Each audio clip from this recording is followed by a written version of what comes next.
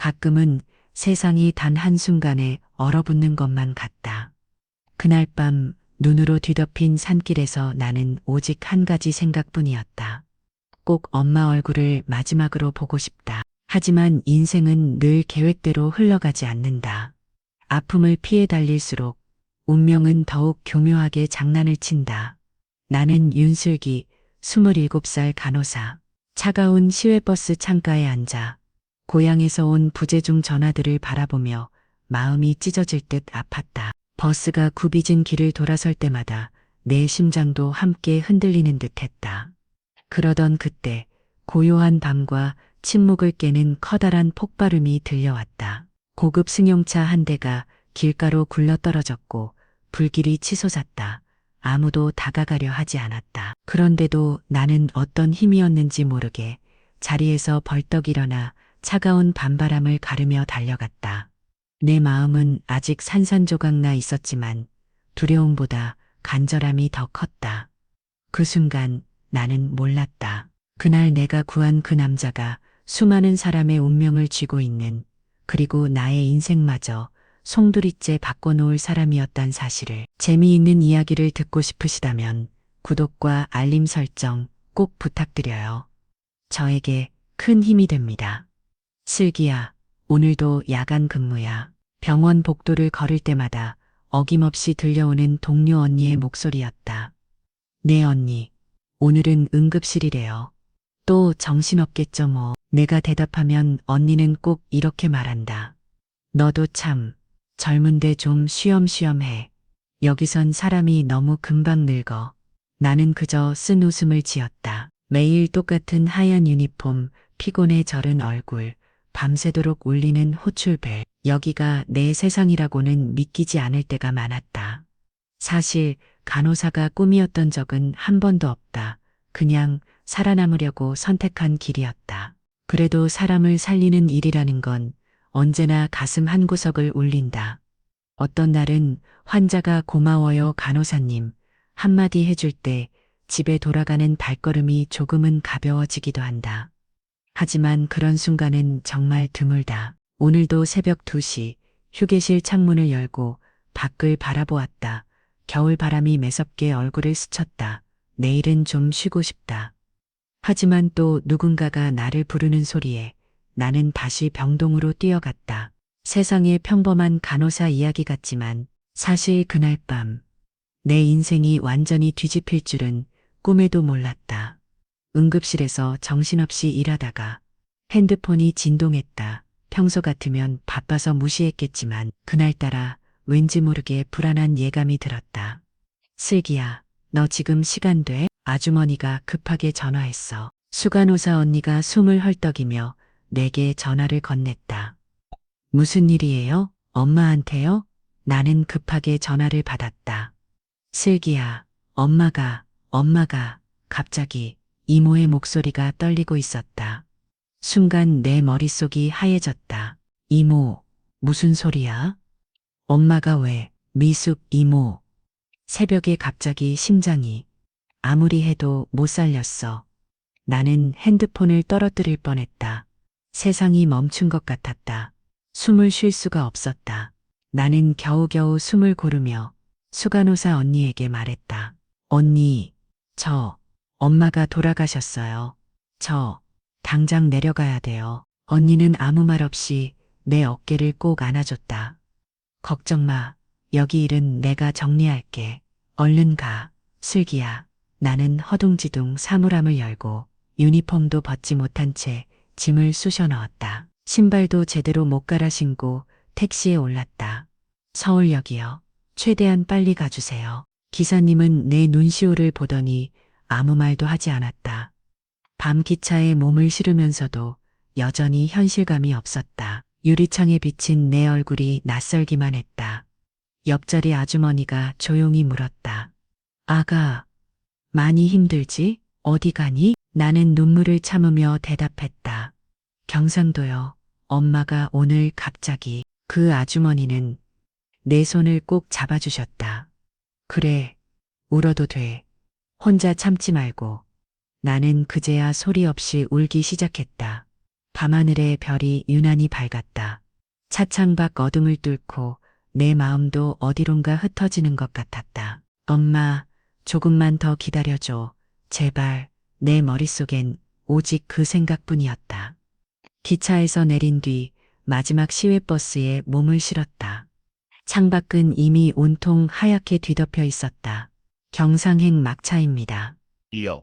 눈길이 심하니 안전벨트 꼭 매세요. 운전기사님의 목소리가 마이크를 통해 울렸다. 버스 안은 적막했다. 창문 밖엔 눈송이가 쉴 새 없이 떨어지고 길은 점점 더 미끄러워졌다. 나는 멍하니 엄마 사진을 보며 생각했다. 엄마, 조금만 기다려요. 곧 도착할게요. 그때였다. 갑자기 버스가 급정거하며 크게 흔들렸다. 승객들 몇 명이 비명을 질렀다. 어머, 뭐야? 왜 이래요? 앞에 뭐가 있는 거 아니에요? 운전기사님이 비상등을 켜고 차를 세웠다. 나는 본능적으로 창밖을 내다봤다. 가로등 하나 없는 어두운 산길. 그 한가운데 비싼 외제차 한 대가 도로 옆 눈밭에 뒤집혀 있었다. 엔진룸 쪽에서 검은 연기가 피어올랐고 곧이어 불길이 치솟기 시작했다. 세상에, 차가 불타고 있어요. 저 안에 사람 있는 거 아니에요? 승객들은 술렁이기 시작했다. 몇몇은 두려움에 버스 밖으로 나가지 못했고 누군가는 괜히 끼어들었다가 위험하다며 고개를 돌렸다. 운전기사님도 머뭇거리며 말했다. 신고는 했습니다. 구조대 곧 올 거예요. 하지만 이 눈길에 시간이 좀 걸릴 수도. 차 안에 누가 있는지, 살아있는지 아무도 확실하지 않았다. 심장이 미친 듯이 뛰기 시작했다. 나는 핸드폰을 움켜쥐고 일어섰다. 혹시 여기 간호사 계세요? 누군가가 물었고 나는 망설임 없이 대답했다. 저요, 제가 간호사입니다. 주변 사람들은 조용해졌고 나는 코트 단추를 꽉 잠그고 버스 문 쪽으로 다가갔다. 지금 아니면 누군가 정말 죽을 수도 있어. 온몸이 떨렸지만 그 순간엔 두려움보다 다른 누군가의 생명이 먼저였다. 누군가가 외쳤다. 저 차 안에 아직 사람 있는 거 아니에요? 하지만 사람들은 망설였다. 누구도 선뜻 나서지 않았다. 어디선가 한 아주머니의 떨리는 목소리가 들렸다. 아니, 혹시 폭발하면 어쩌려고. 그냥 구조대 기다리자고요? 또 다른 청년은 창밖만 바라보며 말했다. 내가 구해줄 수 있을까? 무섭다. 창문 너머로 본 사고차 안. 운전석에 머리가 푹 숙여진 남자의 모습이 스쳤다. 이상하게도 그 순간 내 심장 소리가 더 커졌다. 나는 숨을 크게 들이쉬고 제가 나갈게요. 도와주세요. 라고 외쳤다. 운전기사님이 당황해서 말렸다. 아가씨, 위험해요. 그냥 경찰 오면 그때. 하지만 내 발은 이미 버스 문을 향해 달려가고 있었다. 버스 문이 삐걱 열리고 눈보라가 내 얼굴을 세차게 때렸다. 나는 코트 소매를 꽉 쥐고 제발, 제발, 아무 일 없어야 해. 중얼거리며 눈밭을 뛰었다. 차량에 가까이 다가가니 차문이 충격에 찌그러져 제대로 열리지 않았다. 차 안에서 연기가 새어나오고 남자는 완전히 정신을 잃은 듯 머리가 한쪽으로 푹 숙여져 있었다. 저기요. 들리세요? 나는 창문을 두드리고 힘껏 손잡이를 잡아당겼다. 차문은 꼼짝도 하지 않았다. 뒤에서 누군가 조심스럽게 다가왔다. 제가 도와드릴까요? 허름한 패딩을 입은 아마도 트럭 운전사 같은 아저씨였다.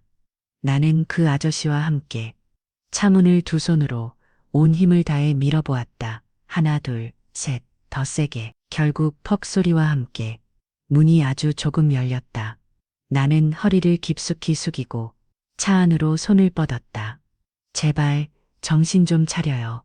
제발요. 남자의 이마에 손을 대고 맥박을 재며 조심스럽게 외쳤다. 차 안에서 시큼한 연기 냄새와 따뜻한 핏물 냄새가 섞여났다. 아저씨, 빨리요. 조금만 더 열어주세요. 뒤에서 아저씨가 힘껏 문을 잡아당겼고 나는 겨우 남자의 어깨를 끌어안았다. 그때 차에서 펑 소리가 또 한 번 크게 났다. 뒤에서 버스 승객들이 놀라 소리쳤다. 빨리, 위험해요. 나는 온 힘을 다해 남자를 차 밖으로 끌어냈다. 온몸이 떨렸지만 이상하게 그 순간 눈물도 두려움도 없었다. 누군가 나를 구해주는 건 없겠지. 하지만 적어도 한 사람의 생명은 지킬 수 있을지도 모른다. 그렇게 나는 한밤중 눈 덮인 산길에서 전혀 모르는 남자의 생명과 내 작은 용기를 맞바꿨다. 이미 온몸이 눈과 진흙투성이었다. 차 문을 억지로 벌려도 손이 얼어서 잘 움직이지 않았다.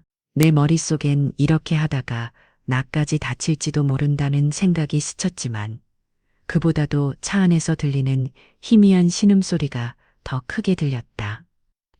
들리세요? 나는 간신히 차 안을 들여다보았다. 사람이 있다. 그것도 남자였다. 검정색 정장을 입고 있었고 이마와 입에서 피가 흐르고 있었다. 양손이 핸들에 얽혀 꼼짝도 못하고 있었다. 애니, 여기 사람 살아있어요. 빨리 좀 도와주세요. 내가 소리치자 아까 그 트럭 아저씨가 달려왔다. 어이구, 저 친구 상태가 심각하네. 어떻게 할까요? 창문 깰 수 있겠어요? 아저씨는 곧장 옆에 있던 소화기를 들고 창문을 있는 힘껏 내리쳤다. 유리가 산산조각이 났다. 나는 조심스럽게 손을 뻗어 남자의 맥을 짚었다. 아직 맥박은 느려도 살아있었다. 괜찮으세요? 남자는 잠깐 눈꺼풀이 떨리더니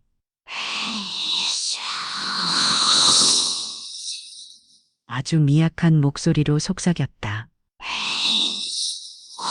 걱정 마세요. 이제 곧 구급차 올 거예요. 나는 그를 안심시키려 했지만 안쪽 다리에서 피가 쉴 새 없이 흘러나오는 걸 보고 깜짝 놀랐다. 아저씨, 여기 피 멈출 거 뭐 좀 없어요? 트럭 아저씨는 자신의 목도리를 풀어 내게 건넸다. 이걸로 좀 막으세요. 나는 목도리로 임시 지혈을 하며 남자의 얼굴을 가까이 바라봤다. 그때 그와 눈이 딱 마주쳤다. 깊고 검은 눈동자, 어딘가에서 본 듯한 낯선 얼굴. 하지만 지금은 그저 한 명의 환자일 뿐이었다. 조금만 참으세요. 절대 포기하지 마세요. 내가 지켜줄게요. 그 말을 하며 내 손끝이 떨리는 걸 남자가 느꼈을까. 차 밖에서는 버스 승객 몇 명이 핸드폰으로 이 상황을 찍고 있었다. 누군가는 저기 정말 위험해 보인다며 중얼거렸고 누군가는 아예 고개를 돌려버렸다. 하지만 그 순간 내겐 오직 이 남자와 나 그리고 생명을 붙잡으려는 작은 용기만이 남아 있었다. 나는 목이 터져라 소리쳤다. 여기 사람 있어요. 제발 아무나 도와주세요. 누가 좀 도와주세요. 하지만 버스 안에서는 아무도 움직이지 않았다. 창밖만 멀뚱히 바라보거나 휴대폰으로 찍기만 하는 사람들뿐. 그때 어깨 너머로 거친 숨소리가 들렸다.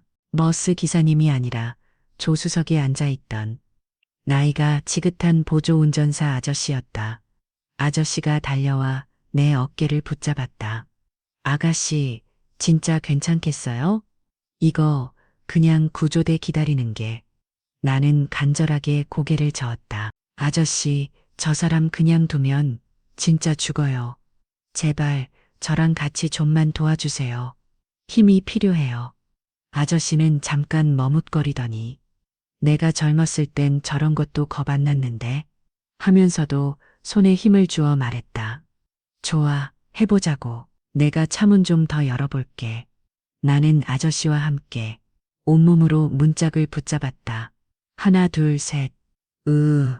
문이 삐걱거리며 조금 더 벌어졌다.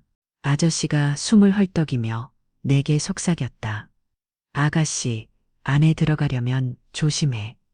연기도 많고 언제 터질지 몰라. 나는 고개를 끄덕이고 다시 한번 소리쳤다. 괜찮으세요? 제 목소리 들리세요? 차 안 남자는 미동도 없었지만 나는 절대 포기하지 않았다. 눈 속 불빛과 연기 사이에서 오직 나와 아저씨, 그리고 그 남자만이 세상에 남아있는 것처럼 느껴졌다. 나는 손에 남은 힘을 다 쥐어짜며 아저씨와 눈을 마주쳤다. 아저씨, 이제 진짜 마지막이에요.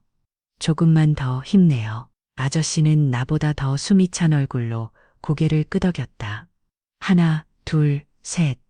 우리 둘은 힘껏 차문을 당겼다. 문짝이 삐걱 끼익 소리를 내며 조금 더 열렸다. 나는 재빨리 손을 넣어 남자의 팔을 붙잡았다. 잡았어요. 아저씨, 이제 같이 끌어내요. 아저씨는 내 뒤에서 두 손으로 남자의 어깨를 받쳐주었다. 아가씨, 조금만 더 당겨.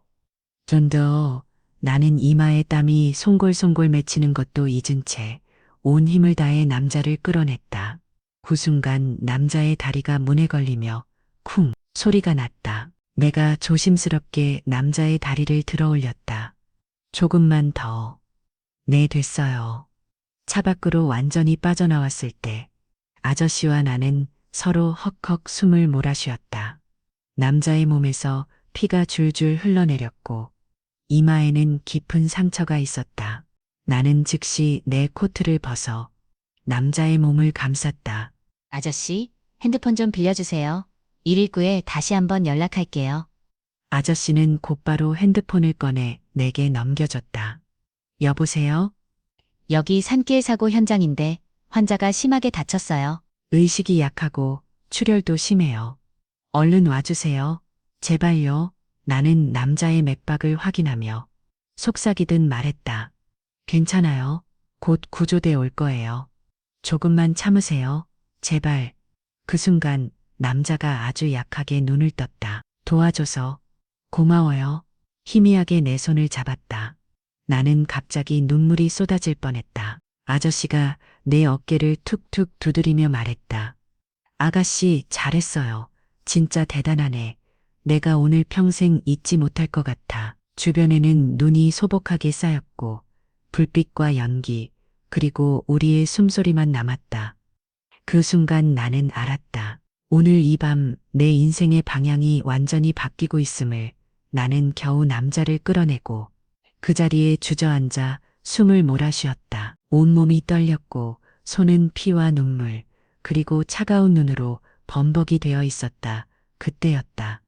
갑자기 쾅 하는 엄청난 폭발음이 들렸다.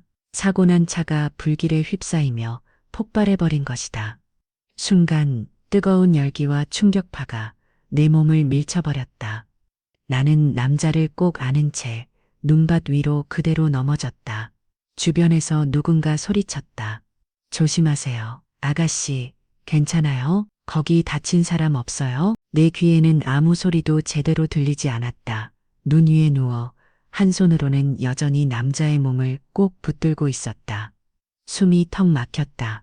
차가운 눈이 뺨을 스치는데 이상하게도 그 순간 내가 살아있구나 라는 생각이 들었다. 남자의 몸이 내 팔 안에서 아주 약하게 움직였다. 나는 힘을 내어 괜찮아요? 정신 좀 차려보세요. 속삭이며 다시 그의 맥을 짚었다. 주변에는 연기와 불빛, 그리고 내 심장 소리만 가득했다. 조금 전까지 그냥 평범한 하루라고 생각했던 내 인생이 그 밤 완전히 바뀌고 있었다. 나는 눈 위에 무릎을 꿇고 떨리는 손으로 남자의 맥을 다시 확인했다. 심장은 약하게 뛰고 있었지만 출혈이 심해서 언제 멈출지 몰랐다. 아저씨, 손수건이나 뭐라도 있어요? 내가 소리치자 아까 그 보조 운전사 아저씨가 다가와 자신의 스카프와 물티슈 그리고 응급 키트를 내밀었다. 이걸로 좀 도와줄 수 있겠지? 네, 감사합니다. 정말 감사합니다.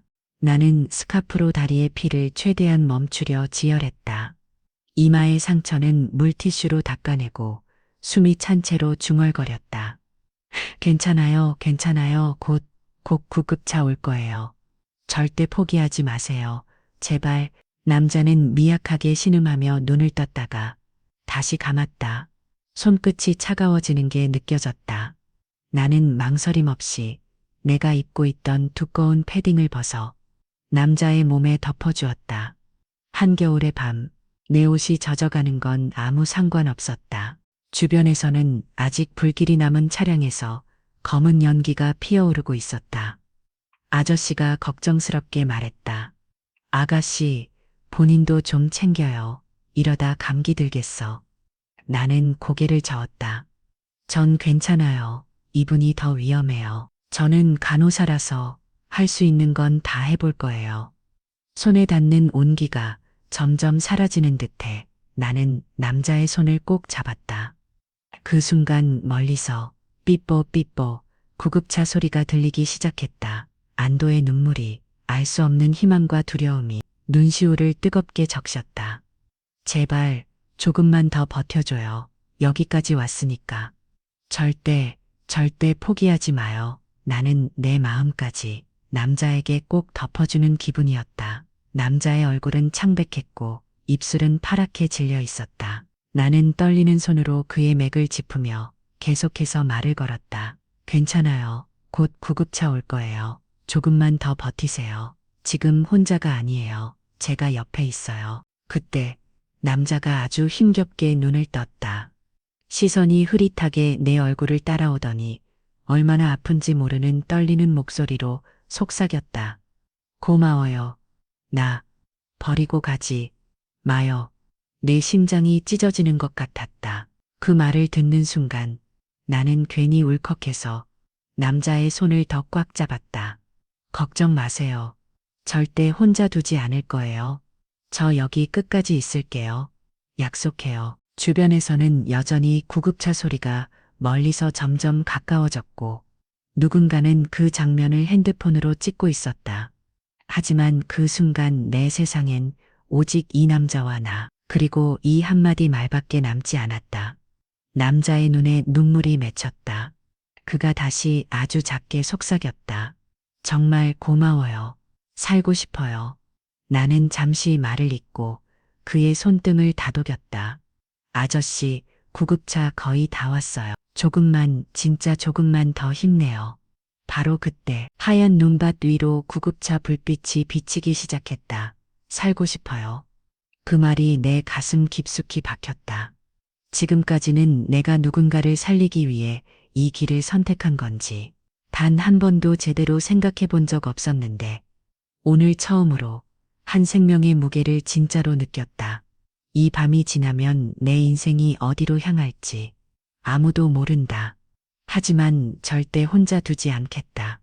그 약속만큼은 지키고 싶었다. 멀리서 구급차의 빨간 불빛이 점점 가까워졌다. 나는 남자의 손을 꼭 잡고 마지막까지 속삭였다. 곧 괜찮아질 거예요. 이제 진짜 안전해요. 남자는 눈을 감았다 뜨며 정말 가버리지 않을 거죠? 다시 한번 확인하듯 물었다. 나는 고개를 끄덕이며 말했다. 네, 약속해요. 여기까지 함께 할게요. 구급대원들이 뛰어왔다. 환자 어디 계십니까? 나는 급하게 손을 흔들었다. 여기요, 많이 다쳤어요. 의식이 약해요. 다리에서 출혈이 심했고 머리도 상처가 있습니다. 맥박은 느리지만 잡혔어요. 구급대원이 들것을 펴서 조심스럽게 남자를 들어 올렸다. 나는 마지막까지 옆에 붙어서 조심히 천천히 들어주세요. 추위 때문에 저체온증도 있을 수 있어요. 계속해서 지시했다. 구급대원이 내게 고개를 끄덕이며 혹시 보호자세요? 이름이나 연락처 좀 남겨주시겠어요? 라고 물었다. 나는 잠시 망설이다가 고개를 저었다. 아니요, 그냥 지나가던 간호사예요. 이름은 괜찮아요. 환자만 잘 부탁드려요. 구급대원이 조금 놀란 듯 정말 수고하셨어요. 덕분에 환자 살릴 수 있을 것 같습니다. 진심을 담아 말했다. 나는 작게 미소 지었다. 제가 한 건 별거 아니에요. 정말 잘 부탁드려요. 남자는 들것 위에서 마지막으로 내 쪽을 바라봤다. 눈빛이 조금 맑아진 것 같았다. 나는 그제야 마음이 놓였다. 구급차 문이 닫히고 불빛이 점점 멀어져 갔다. 나는 눈 위에 주저앉아 한동안 멍하니 그 자리를 바라봤다. 누군가 내 옆에서 아가씨 이름이라도 알려주지 그랬어요? 라고 조심스럽게 물었다. 나는 그냥 고개를 저었다. 그냥 이렇게 지나가는 게 더 나을 것 같아요. 누군가를 살릴 수 있었다는 것만으로도 충분해요. 밤하늘엔 아직도 눈이 내리고 있었고 내 안에도 조용히 따뜻한 온기가 번져오고 있었다. 구급차가 멀어지고 처음 멀어지고 나는 한동안 그 자리에 얼어붙은 채 앉아 있었다. 찬바람이 얼굴을 때리고 옷은 피와 눈 그리고 연기 냄새로 엉망이 되어 있었다. 천천히 일어나 다시 버스 쪽으로 걸어갔다. 발이 눈에 푹푹 빠지고 한 발자국 한 발자국이 그 어느 때보다 무거웠다.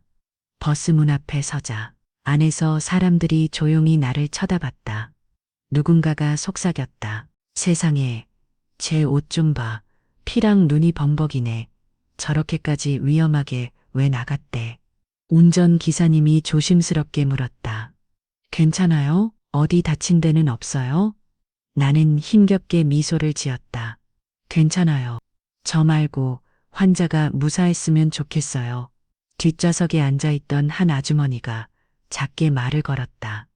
아가씨, 진짜 대단하네. 내가 감히 상상도 못할 일을 해냈네요. 나는 그냥 조용히 고개를 끄덕였다. 주머니에서 손수건을 꺼내 손과 얼굴을 대충 닦았다. 차 안 공기는 어색하게 조용했다. 누군가는 휴대폰으로 나를 찍기도 했고 누군가는 창밖으로 시선을 피했다. 그런데 이상하게 그 침묵이 나를 더 외롭게 만들었다. 잠시 뒤 운전기사님이 마이크로 조용히 말했다. 여러분, 버스 출발하겠습니다. 눈길에 사고로 많이 지연됐습니다. 양해 부탁드립니다. 나는 창밖을 바라보며 깊은 한숨을 내쉬었다. 몸은 너무 피곤했지만 머릿속은 계속 방금 전의 일이 맴돌았다. 내가 제대로 한 걸까? 지금쯤 그 남자는 괜찮을까? 바로 그때 엄마 사진이 저장된 휴대폰 화면이 불빛에 스르륵 켜졌다. 나는 눈물을 꾹 참고 혼잣말로 속삭였다. 엄마 나 잘했지. 차가 천천히 다시 출발했다. 한밤중의 눈길을 또다시 조용히 달리기 시작했다. 버스에서 내렸을 때 하늘은 이미 밝아오고 있었다. 가방을 끌며 시골길을 뛰다시피 달려 집 앞에 섰다. 문을 열자 집안은 이미 깊은 침묵에 잠겨 있었다. 거실 한가운데 상 위에는 엄마 영정사진만 덩그러니 남아 있었다. 향 냄새는 희미하게 남아 있었지만 상복 입은 사람들은 모두 피곤하고 눈빛은 차가웠다. 슬기 왔니? 이모가 눈을 부라리며 다가왔다. 이제 와서 뭐 하려고? 엄마 마지막 얼굴이라도 볼 줄 알았지? 나는 할 말을 잃고 고개를 숙였다. 목소리가 떨렸다. 기차랑 버스가 늦어서 그리고 도중에 사고가 나서 그때 삼촌이 말을 잘랐다. 뭐? 사고? 지금 그게 중요한 거냐? 엄마 장례식 가족이 먼저지. 남 도와주느라 엄마 얼굴도 못 보고 너는 대체 왜 그렇게 사니? 큰이모는 짜증 섞인 목소리로 한마디 더 했다. 슬기는 어릴 때부터 남 걱정이 우선이더라. 나는 입술을 깨물고 엄마 사진 앞에 무릎을 꿇었다. 엄마 미안해요. 정말 미안해요. 내가 울먹이자 뒤에서는 또 다른 친척이 말했다.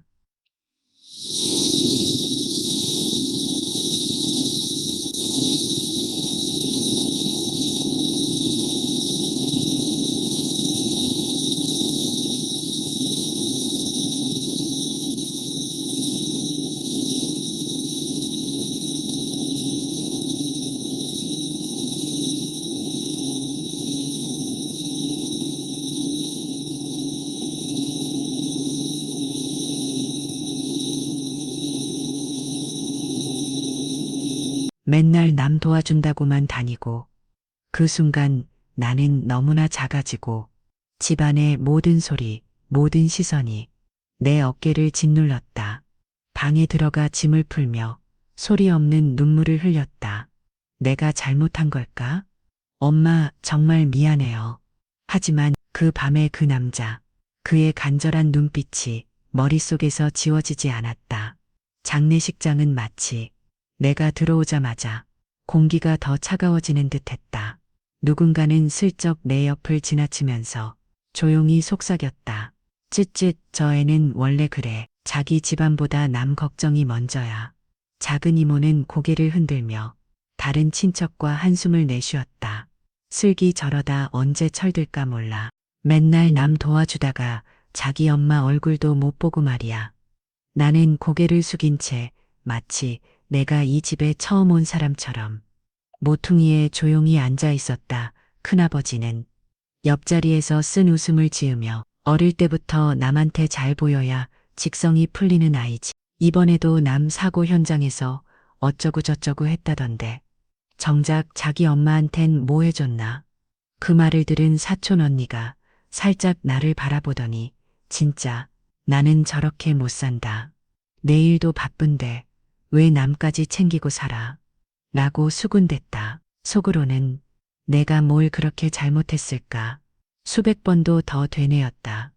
하지만 누구에게도 내가 왜 그랬는지, 그 밤에 무슨 일이 있었는지 차마 설명할 수 없었다. 모든 시선과 소문, 작은 한숨과 냉랭한 기운이 내 마음을 더 깊이 파고들었다. 내가 앉아있는 그 작은 공간조차 더는 내 자리가 아니었다. 영정사진 옆에서 나는 조용히 엄마에게 속삭였다. 엄마, 여긴 왜 이렇게 추워졌을까? 이렇게 외로운 장례식은 처음이야. 하지만 마음 한 구석에는 누군가의 목숨을 붙잡았던 그 밤의 따뜻함만이 아직도 남아 있었다. 첫날 밤, 엄마 없는 고향집은 낯설고 쓸쓸하기만 했다. 방 한 구석에 앉아 불도 켜지 않은 채 내 무릎을 꼭 안았다. 밖에서는 누군가 술에 취해 소리를 지르고 거실에선 친척들이 엄마를 두고 이런저런 뒷얘기를 나누는 소리가 희미하게 들려왔다. 하지만 나는 아무 대답도 아무 말도 할 수 없었다. 핸드폰을 손에 쥐고 사진첩을 열었다. 엄마와 함께 찍은 마지막 사진. 그 환한 미소가 오늘따라 더 아프게 다가왔다. 엄마, 정말 나 잘못한 걸까? 눈물이 한참이나 멈추지 않았다. 이렇게 울면 뭐가 달라지냐? 혼잣말을 해보지만 눈물은 멈출 생각이 없었다. 머릿속에는 친척들의 냉랭한 말. 넌 왜 네 일보다 남 걱정이 먼저냐? 엄마 얼굴도 못 보고 무슨 효냐? 그 모든 말들이 끝없이 맴돌았다. 가슴 한구석이 쿡쿡 찔렸고 나는 점점 더 작아졌다. 내가 그 밤 남의 생명을 구하려다 정작 내 엄마 마지막을 놓쳐버렸구나. 이불을 머리까지 뒤집어 쓰고 소리 없는 울음을 토했다. 엄마, 미안해요. 정말 미안해. 바깥에는 초겨울 바람 소리와 낙엽이 구르는 소리만이 내 방 안을 가득 채웠다. 그 밤 나는 세상이 다 등 돌린 것 같은 외로움과 죄책감, 무력감에 끝없이 잠 못 이뤘다. 밤이 깊어 모두가 잠든 뒤 나는 조용히 거실로 나왔다. 엄마 영정사진 앞에 쪼그리고 앉아 한참 동안 아무 말도 하지 못했다. 촛불 아래 엄마의 미소는 늘 그렇듯 따뜻하고 다정했다. 하지만 오늘따라 그 눈빛이 나를 더 아프게 만들었다. 나는 두 손을 모아 가만히 엄마 사진을 바라봤다. 엄마, 정말 미안해요. 목이 메어 말이 잘 나오지 않았다. 끝까지 엄마 곁에 있어주지 못해서 정말 미안해요. 내가 뭘 그렇게 잘못했는지 이젠 잘 모르겠어요. 사진 속 엄마는 아무 말 없이 내 눈물을 받아주고 있는 것 같았다. 나는 속삭였다. 그래도 엄마가 평생 말하던 거 있잖아요. 남을 돕는 사람이 진짜 행복한 사람이라고. 그 말만큼은 내가 꼭 지키고 싶어요. 앞으로 엄마가 바라던 대로 남을 위해 진짜 누군가에게 도움이 되는 사람이 될게요. 잠시 침묵이 흘렀다. 촛불이 살짝 흔들렸다. 엄마, 지켜봐줘요. 그리고 어디선가라도 나를 한 번만 안아줄 수 있다면 얼마나 좋을까. 나는 조용히 엄마 사진을 향해 절을 올렸다. 마음 한구석에 아직 남아있는 미련과 끝없는 그리움을 오늘 밤만큼은 전부 엄마에게 고백하고 싶었다. 사랑해요, 엄마. 그리고 정말 미안해요. 장례식이 끝난 뒤 나는 조용히 짐을 쌌다. 집안엔 이미 친척들이 거의 다 떠났고 남은 건 정적과 가끔씩 나는 엄마 향 냄새뿐이었다. 이모가 다가와 조용히 말했다. 서울 올라가니? 몸은 좀 괜찮아졌니? 나는 힘없이 고개를 끄덕였다. 네, 이모, 여기 더 있으면 괜히 민폐만 될 것 같아서요. 이모는 한숨을 쉬며 내 어깨를 토닥였다. 그래, 힘들겠지만 이제부터는 네가 네 삶 살아야지. 작은 가방 하나만 끌고 버스 정류장으로 나섰다. 마을길을 걷는데 바람이 싸늘하게 내 뺨을 스쳤다. 길가에 핀 국화꽃을 엄마 영정사진 앞에 놓던 모습이 자꾸만 떠올라. 나는 또다시 눈물이 날 것 같았다. 서울행 버스 안 창밖을 보니 겨울 논밭과 산, 그리고 엄마와 함께 걷던 고향길이 서서히 멀어지고 있었다. 버스 좌석에 앉아 휴대폰을 만지작거리며 혼잣말로 중얼거렸다. 이제 진짜 완전히 혼자가 된 것 같네. 문자 알림도, 전화도, 누구의 위로도 마음에 와닿지 않았다. 서울역에 도착해 사람들 사이를 조용히 걸었다. 수많은 인파 속에서 나만 혼자인 듯 마음 한구석이 텅 비었다. 지하철에 몸을 싣고 창밖 불빛을 바라보며 나는 마지막으로 엄마에게 속삭이듯 말했다. 엄마, 서울로 다시 돌아가요. 이젠 정말 나 혼자지만 그래도 포기하지 않고 살아볼게요. 그렇게 또 다른 겨울이 내게 시작되고 있었다. 몇 주가 지났다. 서울에서 다시 일상을 시작하려 애썼다. 마치 아무 일도 없었던 것처럼 내 삶을 꾸역꾸역 이어갔다. 병원으로 출근하는 첫날 아침, 거울 앞에 서서 유니폼을 입었다. 하얀 옷을 다시 입는 순간 왠지 모르게 마음 한구석이 시렸다. 병원 복도는 여전히 바쁘고 익숙한 동료들의 목소리가 들려왔다. 슬기 씨, 오랜만이에요. 이제 좀 괜찮아요? 동료 간호사 언니가 내 어깨를 툭 쳤다. 나는 억지로 미소를 지으며 대답했다. 네, 이제 좀 괜찮아졌어요. 그냥 다시 일에 집중하려고요. 하지만 속마음은 아직도 밤마다 엄마 꿈을 꾸고 가끔은 눈물로 잠에서 깨곤 했다. 응급실에서 환자들을 돌볼 때면 내가 여기서 사람을 살릴 수 있을까? 이번엔 놓치지 않을 수 있을까? 수없이 자문했다. 점심시간, 식당에서 동료들과 밥을 먹으며 자연스러운 척, 괜히 웃긴 농담도 건넸다. 슬기야, 너 요즘 얼굴이 많이 말랐다. 그냥 다이어트 중이죠 뭐. 동료들은 속도 모른 채 내게 이것저것 묻고 가끔은 엄마 얘기가 나오면 나는 젓가락을 내려놓고 조용히 미소 지었다. 잊어야지. 괜찮은 척이라도 해야 진짜 괜찮아질 수 있으니까. 밤이 되면 병동 창가에 서서 창밖 어둠을 한참 바라봤다. 서울의 밤, 수없이 많은 불빛 아래 나 혼자만이 아직도 그날 밤의 기억 속에 살고 있는 것 같았다. 그래도 나는 매일 환자들에게 다정한 미소를 지으며 다짐했다. 오늘 하루 누군가에게 따뜻한 사람이 되어보자. 그게 엄마가 남긴 마지막 부탁이라고 스스로를 위로했다. 그날도 여느 때처럼 응급실에서 정신없이 환자들을 돌보고 있었다. 윤슬기 간호사님, 잠깐 나와 보시겠어요? 수간호사 언니가 다급하게 나를 찾았다. 나는 무슨 일인가 싶어 손을 씻고 복도로 나갔다. 복도 끝에 정장 차림의 낯선 남자가 서 있었다. 그는 내 이름을 조심스럽게 불렀다. 윤슬기 씨 맞으시죠? 나는 당황해서 고개를 끄덕였다. 네, 제가 윤슬기인데요. 그 남자는 고개를 숙여 작은 봉투 하나를 내밀었다. 이걸 직접 전해드리라는 부탁을 받아서 왔습니다. 꼭 읽어보시고 연락 부탁드립니다. 나는 얼떨결에 봉투를 받았다. 저, 혹시 이게 무슨 내용인지 알 수 있을까요? 그 남자는 미소를 지으며 답했다. 죄송하지만 전 그냥 전달만 하기로 했습니다. 내용은 직접 확인하시는 게 좋을 것 같아요. 나는 혼란스러운 마음으로 그가 떠난 뒤 조심스럽게 봉투를 열었다. 안에는 고급스러운 로고가 박힌 편지지와 해성의료재단 본사 인재채용팀이라는 명함 한 장이 들어 있었다. 면접 제의서. 나는 놀라서 주위를 둘러봤다. 동료들이 몰려와 속삭이며 물었다. 뭐야? 무슨 편지야? 설마 너 스카우트 되는 거야? 나는 황급히 봉투를 닫으며 아니, 나도 잘 몰라. 이거 진짜 나한테 온 게 맞나? 머리가 복잡해졌다. 저녁이 되어 병원 옥상에 올라가 편지 내용을 천천히 다시 읽었다.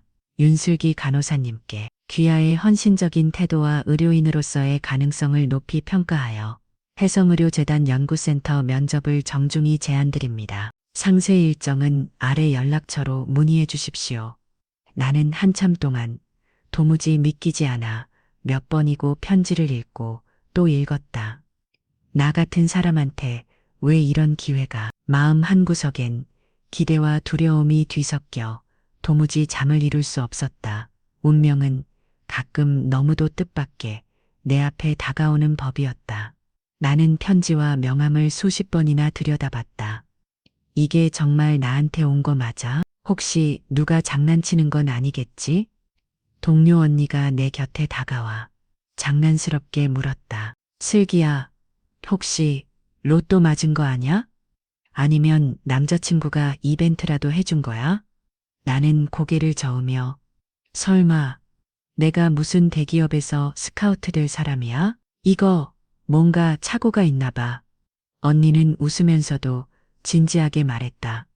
그래도 한번 가봐. 요즘 같은 세상에 무슨 기회가 어디서 올지 몰라. 밤새 고민하다 결국 다음 날 봉투에 적힌 주소를 내비게이션에 입력했다.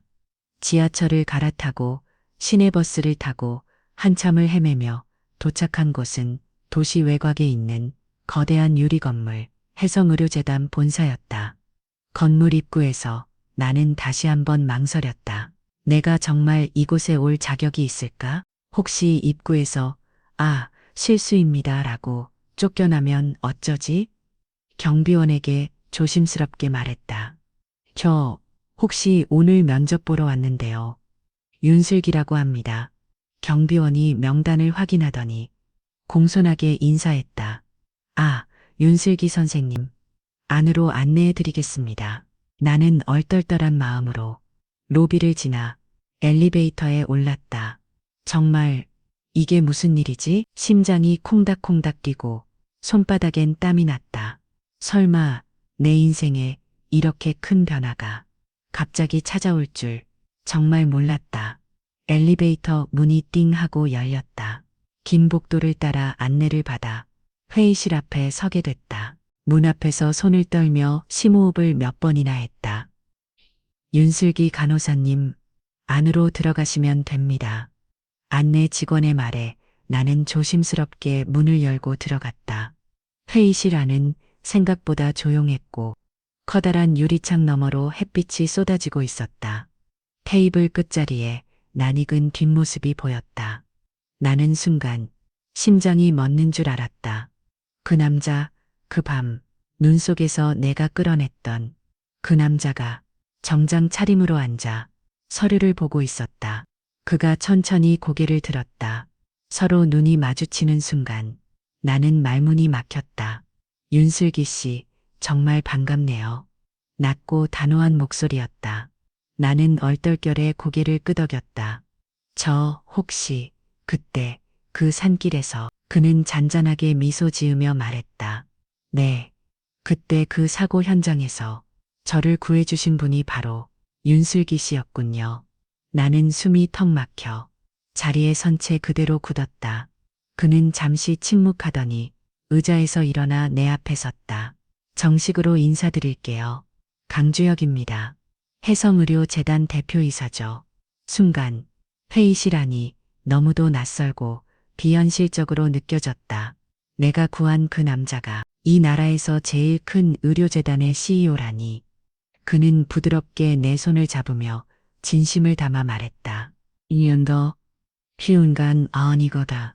제 인생을 바꿔주셨어요. 다시 한번 진심으로 감사드립니다. 나는 말없이 고개만 숙였다. 머릿속이 하얘지고 온 세상이 조용해진 것 같았다. 운명이란 정말 이렇게 한순간에 바뀔 수 있는 걸까? 그날 내 인생의 또 다른 이야기가 조용히 시작되고 있었다. 강주혁 대표는 내 손을 살짝 놓으며 자신의 명함을 내밀었다. 저는 해성의료재단 대표이사 강주혁입니다. 명함에는 반짝이는 로고와 함께 대표이사 강주혁이라는 글자가 선명하게 적혀 있었다. 나는 명함을 조심스럽게 받아들고 눈을 크게 떴다. 정말 해성의료재단 그 큰 병원의 대표님이셨어요? 그는 미소를 지으며 사실 그날 이후 제 삶에 많은 변화가 있었죠. 나는 쑥스럽고도 어색하게 작게 고개를 끄덕였다. 그날 차에 갇혀서 정말 아무 소리도 못 들었는데 간호사님 목소리만은 또렷하게 기억나요. 포기하지 마세요. 절대 혼자 두지 않을게요. 그 말 덕분에 마지막까지 희망을 놓지 않았어요. 내 얼굴이 붉어지는 게 느껴졌다. 나는 작은 목소리로 물었다. 그런데 어떻게 저를 찾으셨어요? 저는 이름도 아무 정보도 남기지 않았는데 강주혁 대표는 조용히 웃었다. 사실 그날 사고가 났던 버스 회사, 구급대 기록, 현장에 있던 모든 자료를 다 뒤졌어요. 구급대원이 젊은 간호사가 있었다고 해서 병원 몇 군데를 알아보고 간신히 당신 이름을 찾을 수 있었죠. 나는 당황해서 손을 흔들었다. 저는 그냥 누구라도 그 상황이면 도왔을 거예요. 강 대표는 고개를 저었다. 아닙니다. 누구나 할 수 있는 일이 아니에요. 당신이 아니었다면 지금 저는 이 자리에 없었을 겁니다. 그의 진지한 눈빛에 나는 할 말을 잃었다. 그래서 꼭 당신을 직접 만나 감사 인사도 전하고 싶었고 또 해성의료재단에서 당신 같은 인재와 함께 일하고 싶다는 제안도 꼭 하고 싶었습니다. 그 순간 내 마음 한구석에서 뭔가 큰 파도가 일렁이는 것 같았다. 평범한 하루가 이렇게 기적처럼 변할 수 있다니. 회의실 밖으로 따스한 햇살이 스며들었다. 강주혁 대표는 잠시 창밖을 바라보다가 깊은 숨을 내쉬었다. 그날 밤을 아직도 잊지 못합니다. 그의 목소리엔 묘한 떨림이 묻어 있었다. 눈 속에 차가 뒤집힌 채로 갇혀 있었어요. 불길이 점점 더 커지는데 정말 이제 여기서 끝이구나 싶었죠. 숨도 제대로 못 쉬고 온몸이 얼어붙는 것 같았어요. 나는 조용히 고개를 끄덕였다. 그런데 아주 희미하게 누군가가 내 이름을 부르는 것 같은 목소리가 들리더군요. 창문을 두드리며 포기하지 마세요. 살아야 해요. 그 말에 정말 마지막 희망을 붙잡게 됐어요. 그는 내 얼굴을 똑바로 바라보며 말했다. 솔직히 그 순간 저는 이미 포기하고 있었어요. 그런데 슬기 씨가 두려움도 망설임도 없이 저를 끌어내려고 애써주는 걸 보면서 아, 나도 더 살아야겠다 싶었죠. 내가 아무 말 없이 고개를 숙이자 그는 다시 한번 힘주어 말했다. 슬기 씨, 만약 그날 당신이 그곳에 없었다면 전 이미 이 세상 사람이 아니었을 겁니다. 정말 진심으로 감사합니다. 그 말에 내 눈가도 조금씩 젖어갔다. 제가 했던 일은 정말 누구라도 할 수 있었을 거예요. 강주혁 대표는 고개를 저으며 단호하게 말했다. 아니에요. 누구나 할 수 있는 일이 아닙니다. 간호사로서의 책임감, 그리고 사람을 살리고자 하는 그 마음이 저를 다시 살린 거예요. 회의실 공기는 한동안 고요했다. 내가 남의 생명을 구한 기억이 누군가에게 이렇게 깊은 흔적으로 남아있을 줄 정말 몰랐다. 그 순간 내가 살아온 삶이 조금은 달라 보이기 시작했다. 회의실의 공기가 잠시 정적에 잠겼다. 강주혁 대표가 천천히 앉아 서류 한 뭉치를 내게 건넸다. 사실 오늘 이 자리에 당신을 부른 이유가 또 있습니다. 나는 당황해서 서류를 받았다. 혹시 제가 뭘 잘못했나요? 아니면 무슨 서류에 서명해야 하나요? 강 대표는 미소를 지으며 고개를 저었다. 아니에요. 오히려 저희가 꼭 부탁드리고 싶은 일이 있어서입니다. 나는 한참 망설이다가 봉투를 열었다. 안에는 해성의료재단 미래의학연구소 특별 채용 제안서라는 거창한 제목이 적혀 있었다. 나는 믿기지 않는다는 표정으로 서류와 대표를 번갈아 바라봤다. 연구소요? 제가요? 그는 단호하게 고개를 끄덕였다. 네, 해성의료재단에서 가장 첨단 기술과 최신 의료 장비를 갖춘 미래의학연구소에서 슬기 씨 같은 인재가 꼭 필요합니다. 간호사지만 위급한 상황에서의 대처 능력, 남을 위해 헌신하는 그 태도, 저희가 찾던 바로 그 사람이에요. 나는 손을 부들부들 떨며 작게 말했다. 정말 저 같은 사람이 그런 큰 연구소에서 일할 수 있을까요? 강주혁 대표는 따뜻한 눈빛으로 내 시선을 마주쳤다. 저도 한때 평범한 의사로 시작했습니다. 하지만 누군가의 작은 용기와 진심이 의료계 전체를 바꿀 수 있다는 걸 슬기 씨가 직접 보여줬잖아요. 그 순간 내 마음속에 있던 두려움, 망설임, 불안 모두가 조금씩 사라지는 것 같았다. 저희 연구소로 오실 생각 있으세요? 조건은 다 맞춰드릴 수 있습니다. 솔직히 슬기 씨라면 어디든 무엇이든 함께하고 싶으니까요. 나는 잠시 숨을 고르고 천천히 고개를 끄덕였다. 네, 한번 해보겠습니다. 그때 대표의 얼굴에 진심 어린 미소가 번졌다. 그리고 내 인생은 다시 한번 새로운 문 앞에 서게 되었다. 며칠 후 나는 해성의료재단 미래의학연구소에 첫 출근을 했다. 건물 입구를 들어서자 내가 지금 정말 이곳에서 일하게 된 게 맞나 믿기지 않았다. 새하얀 실험복을 입고 연구소 안내를 받는 내내 가슴이 두근거렸다. 여기가 저희 심혈관 신기술 프로젝트팀 사무실입니다. 담당자가 문을 열어주며 소개했다. 팀 안에는 이미 여러 명의 연구원, 간호사, 그리고 의사 선생님들이 분주히 움직이고 있었다. 윤슬기 씨 오셨네요. 밝은 목소리의 젊은 연구원이 내게 손을 내밀었다. 저는 이 프로젝트의 팀장, 박혜진입니다. 앞으로 잘 부탁드려요. 나는 얼떨떨하게 인사했다. 안녕하세요. 잘 부탁드립니다. 사실 저 이런 연구 프로젝트는 처음이라서요. 혜진 팀장은 미소를 지었다. 걱정 마세요. 여긴 다들 각 분야에서 뛰어난 분들이고 무엇보다 서로 도우며 일하는 분위기니까 금방 적응할 수 있을 거예요. 그때 한 남자 선배가 조용히 다가와 내 이름표를 힐끔 쳐다봤다. 새로운 간호사, 윤슬기 씨라고? 목소리엔 살짝 냉기가 섞여 있었다. 네, 맞아요. 나는 조심스럽게 대답했다.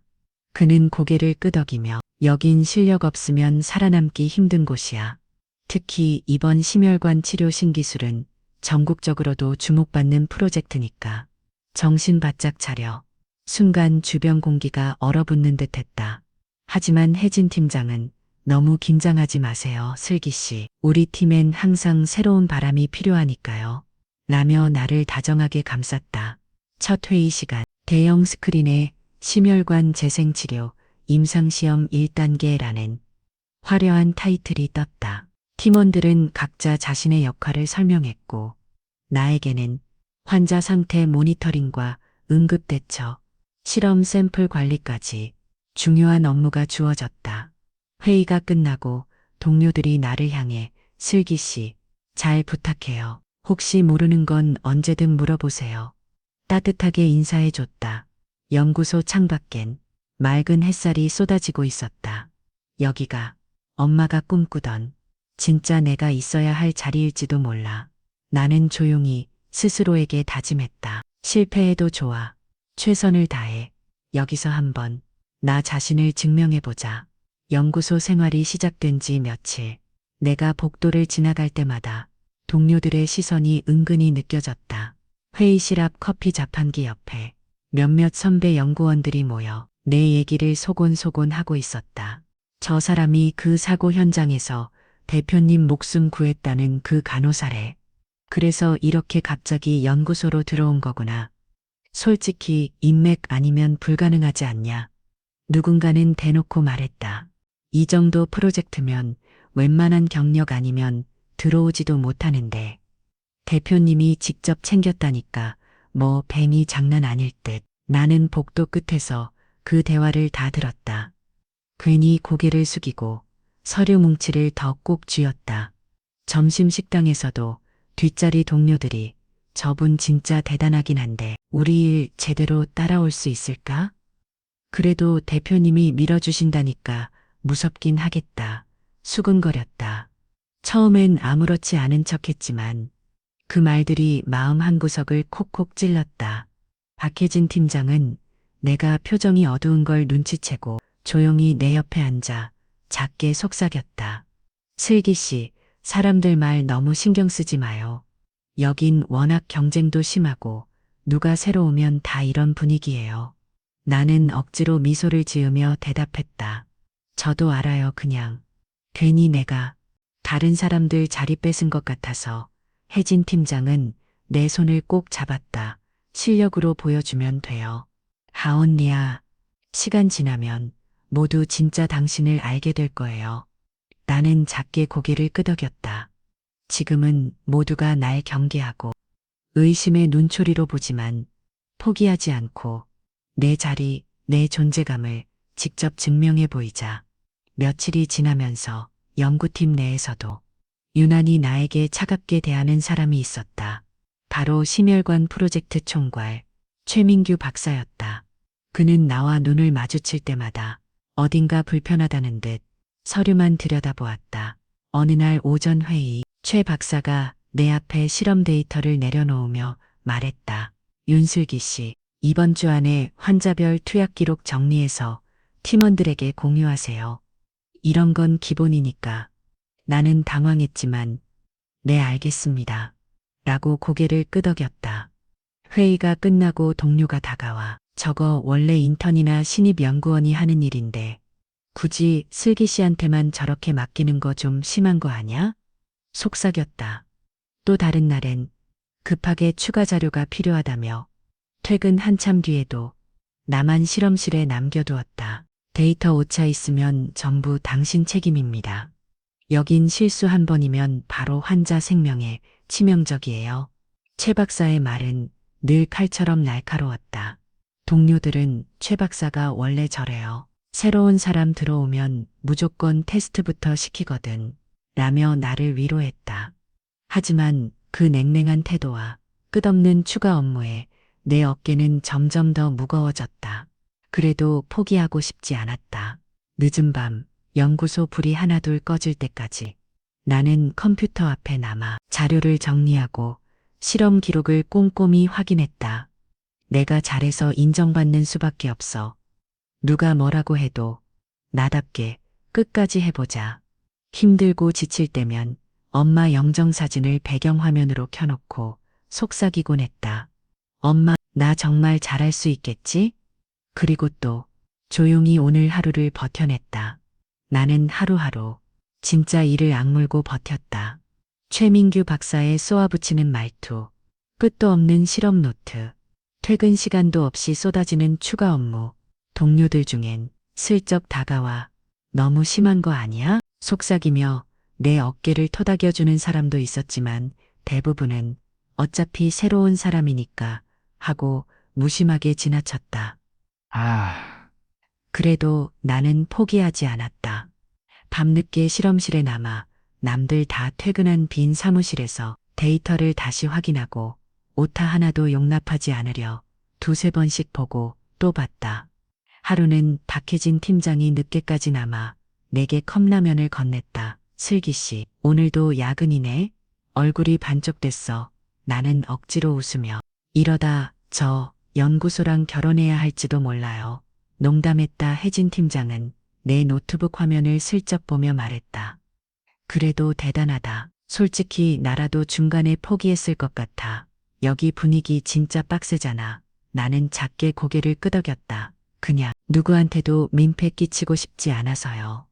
누가 뭐라고 하든 진짜 실력으로 보여주고 싶어요. 혜진은 내 어깨를 다정하게 두드렸다. 그래, 슬기 씨라면 할 수 있어.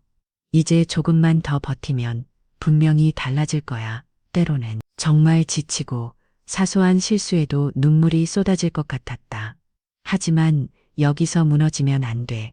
내가 선택한 길이니까 끝까지 버텨보자. 그렇게 나는 매일매일 조금씩 내 자신을 이겨내며 최선을 다해 살아남았다. 그날도 연구소 실험실은 긴장감이 감돌았다. 새로운 심혈관 치료제 임상 1단계. 첫 투약이 진행되는 중요한 날이었다. 나는 실험 노트를 들고 환자 상태를 꼼꼼히 모니터링하고 있었다. 혈압, 맥박, 산소 포화도 다 정상입니다. 애가 중얼거리듯 기록하는 순간 갑자기 환자가 숨을 크게 몰아쉬며 온몸이 떨리기 시작했다. 숨이 안 쉬어져요. 환자의 목소리가 떨렸다. 동료들이 당황해서 이리저리 장비를 만졌다. 뭐야, 알러지 반응인가? 응급키트 어디 있지? 나는 망설일 틈도 없이 주사 바늘을 들고 즉각 아드레날린을 준비했다. 슬기 씨, 조심해. 혜진 팀장이 소리쳤지만 나는 침착하게 환자의 목을 잡고 괜찮아요. 곧 나아질 거예요. 저만 믿고 힘내세요. 차분하게 말을 건넸다. 아드레날린을 투여하고 산소 마스크를 씌운 뒤 환자의 맥박을 다시 확인했다. 몇 초가 천년처럼 느껴졌다. 맥박, 정상으로 돌아왔어요. 내가 외치자 실험실 전체에 안도의 한숨이 퍼졌다. 최민규 박사도 놀란 눈으로 나를 바라보았다. 정말 순간적으로 판단력이 대단했네요. 실수 한 번이면 큰일 날 뻔했어요. 동료들이 박수를 쳤다. 와, 윤슬기 간호사 아니었으면 진짜 큰일 날 뻔했어. 이거야말로 진짜 현장 경험이지. 나는 손끝이 떨렸지만 끝까지 침착하게 기록을 정리했다. 환자는 점차 안정을 되찾았고 의료진 모두 나를 다시 보는 눈빛이 달라졌다. 그날 밤 혼자 사물함 앞에 앉아 손바닥을 바라보았다. 이 순간을 위해 지금까지 버틴 걸까? 내가 다시 나 자신을 믿을 수 있게 된 날이었다. 며칠 뒤 심혈관 치료제 임상 1단계의 최초 결과 발표회가 열렸다.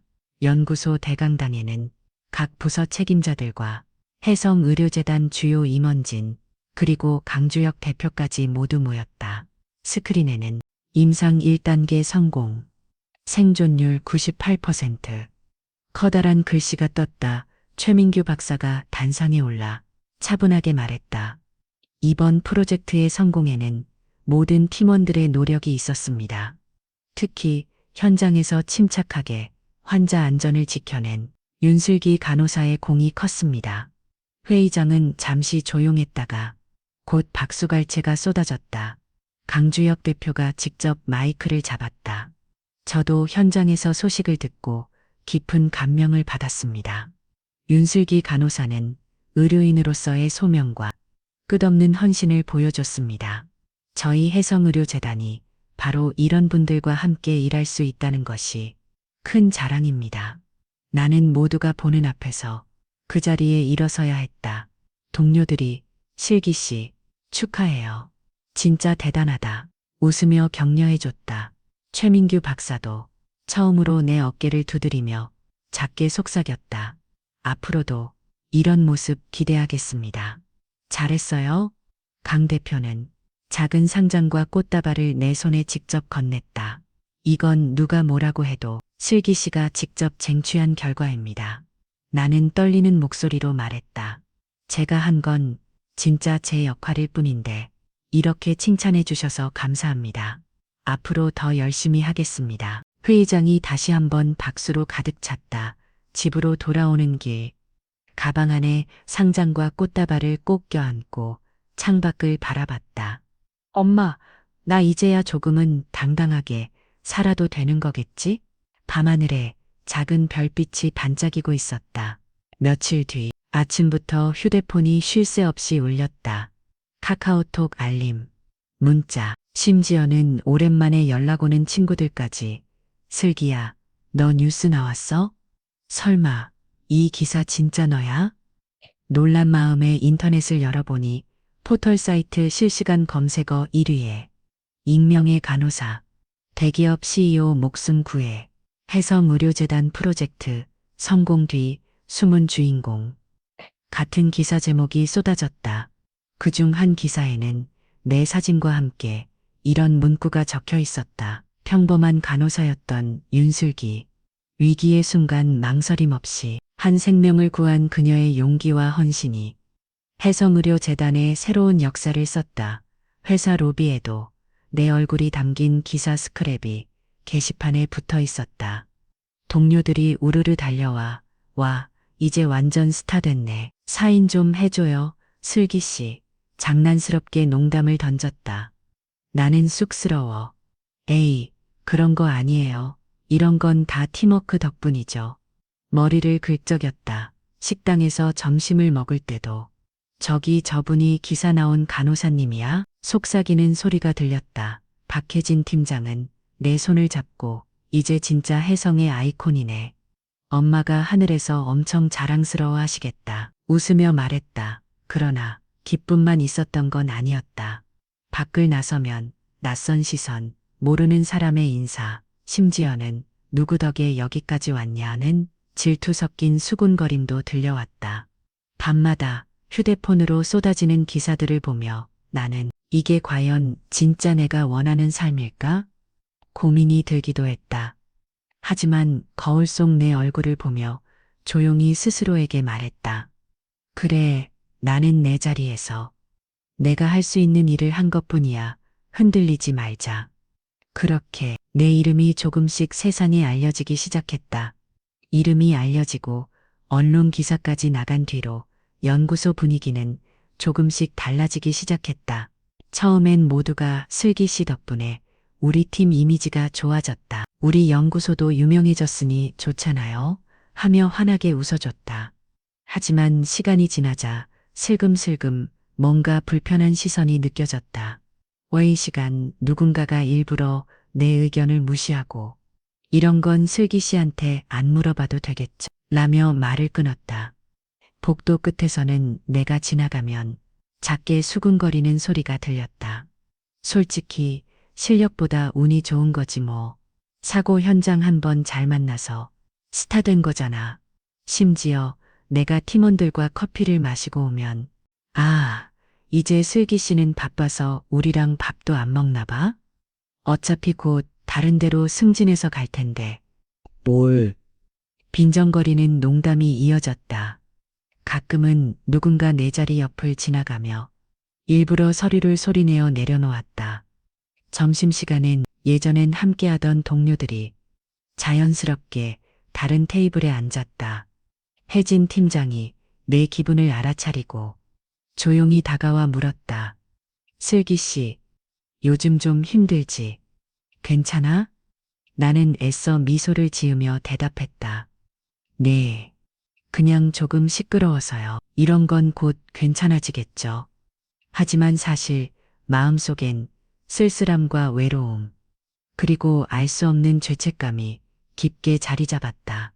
퇴근길, 빈 사무실에서 혼자 서류를 정리하며 나는 문득 엄마 사진을 꺼내 속삭였다. 엄마 세상은 정말 내가 생각했던 것처럼 간단하지 않네. 그래도 포기하고 싶진 않았다. 누군가를 미워하지 않고 내가 옳다고 믿는 길을 끝까지 가보자. 나는 조용히 스스로에게 다짐했다. 최근 들어 업무 중 이상한 일이 자꾸 생기기 시작했다. 하루는 실험 데이터 파일이 내 컴퓨터에서 SPC 사라졌다. 누가 USB를 빼갔거나 파일을 일부러 지운 것 같았다. 윤슬기 씨, 데이터 백업도 안 해놨습니까? 이거 우리 팀 전체 일정이 다 꼬이게 생겼어요. 최민규 박사의 목소리는 냉랭했다. 나는 얼굴이 붉어져. 죄송합니다. 분명히 저장해뒀는데 머리를 숙였다. 복도 한켠 동료들끼리 저렇게 기본도 안 되는 사람이 어떻게 언론에 나왔지? 결국 실력 없는 거 들통나는 거지. 속삭였다. 또 어떤 날엔 실험 일정표가 바뀌어 있는데 나만 그 공지를 못 받은 적도 있었다. 회의 시간. 슬기 씨, 오늘 실험 샘플 준비했어요? 질문이 쏟아졌지만 내게 전달된 자료는 아무것도 없었다. 나는 당황해. 전달받지 못했습니다. 라고 대답했다. 최 박사는 한숨을 쉬며 일이 이렇게 계속 반복되면 팀워크에 방해만 됩니다. 스스로 책임감을 더 가지세요. 라고 지적했다. 혜진 팀장만이 회의 끝나고 다가와 슬기 씨, 혹시 누가 일부러 그런 거 아닌지 한 번쯤 확인해봐. 너무 혼자 끙끙대지 말고 걱정스럽게 말했다. 나는 고개를 저었다. 아니에요. 제가 더 신경 썼어야 하는데 괜히 의심하면 더 오해만 커질 것 같아요. 밤마다 컴퓨터 앞에서 누락된 데이터, 바뀐 일정, 모든 서류를 일일이 다시 점검했다. 내 잘못이 아님을 알면서도 누구에게도 그 불편함을 털어놓지 못했다.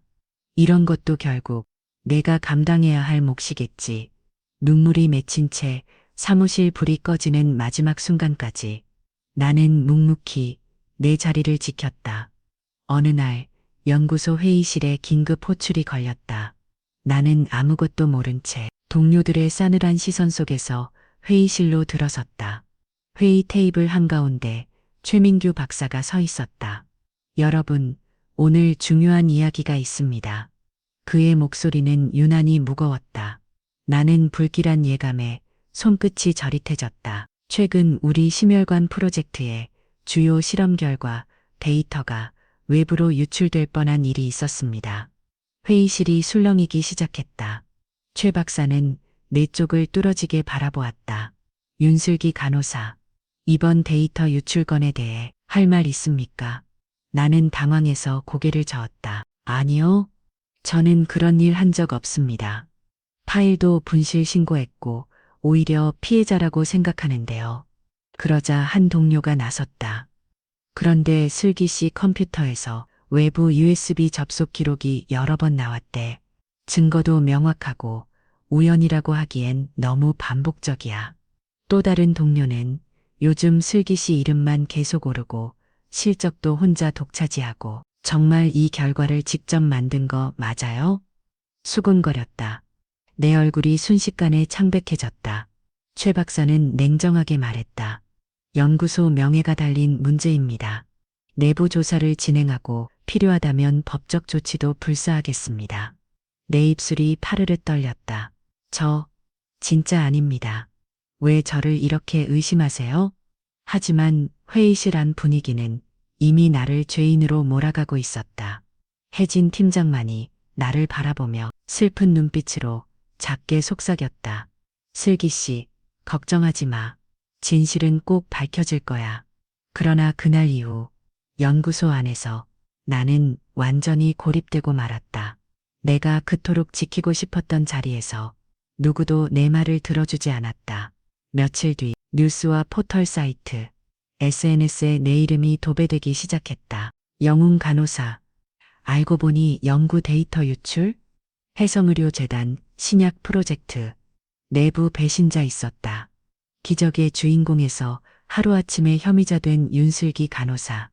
모니터 화면 속 내 사진 위에 굵은 글씨에 자극적인 헤드라인이 깔렸다. 휴대폰으로 수십 통의 메시지와 끊임없는 알림이 쏟아졌다. 야, 이 기사 봤어?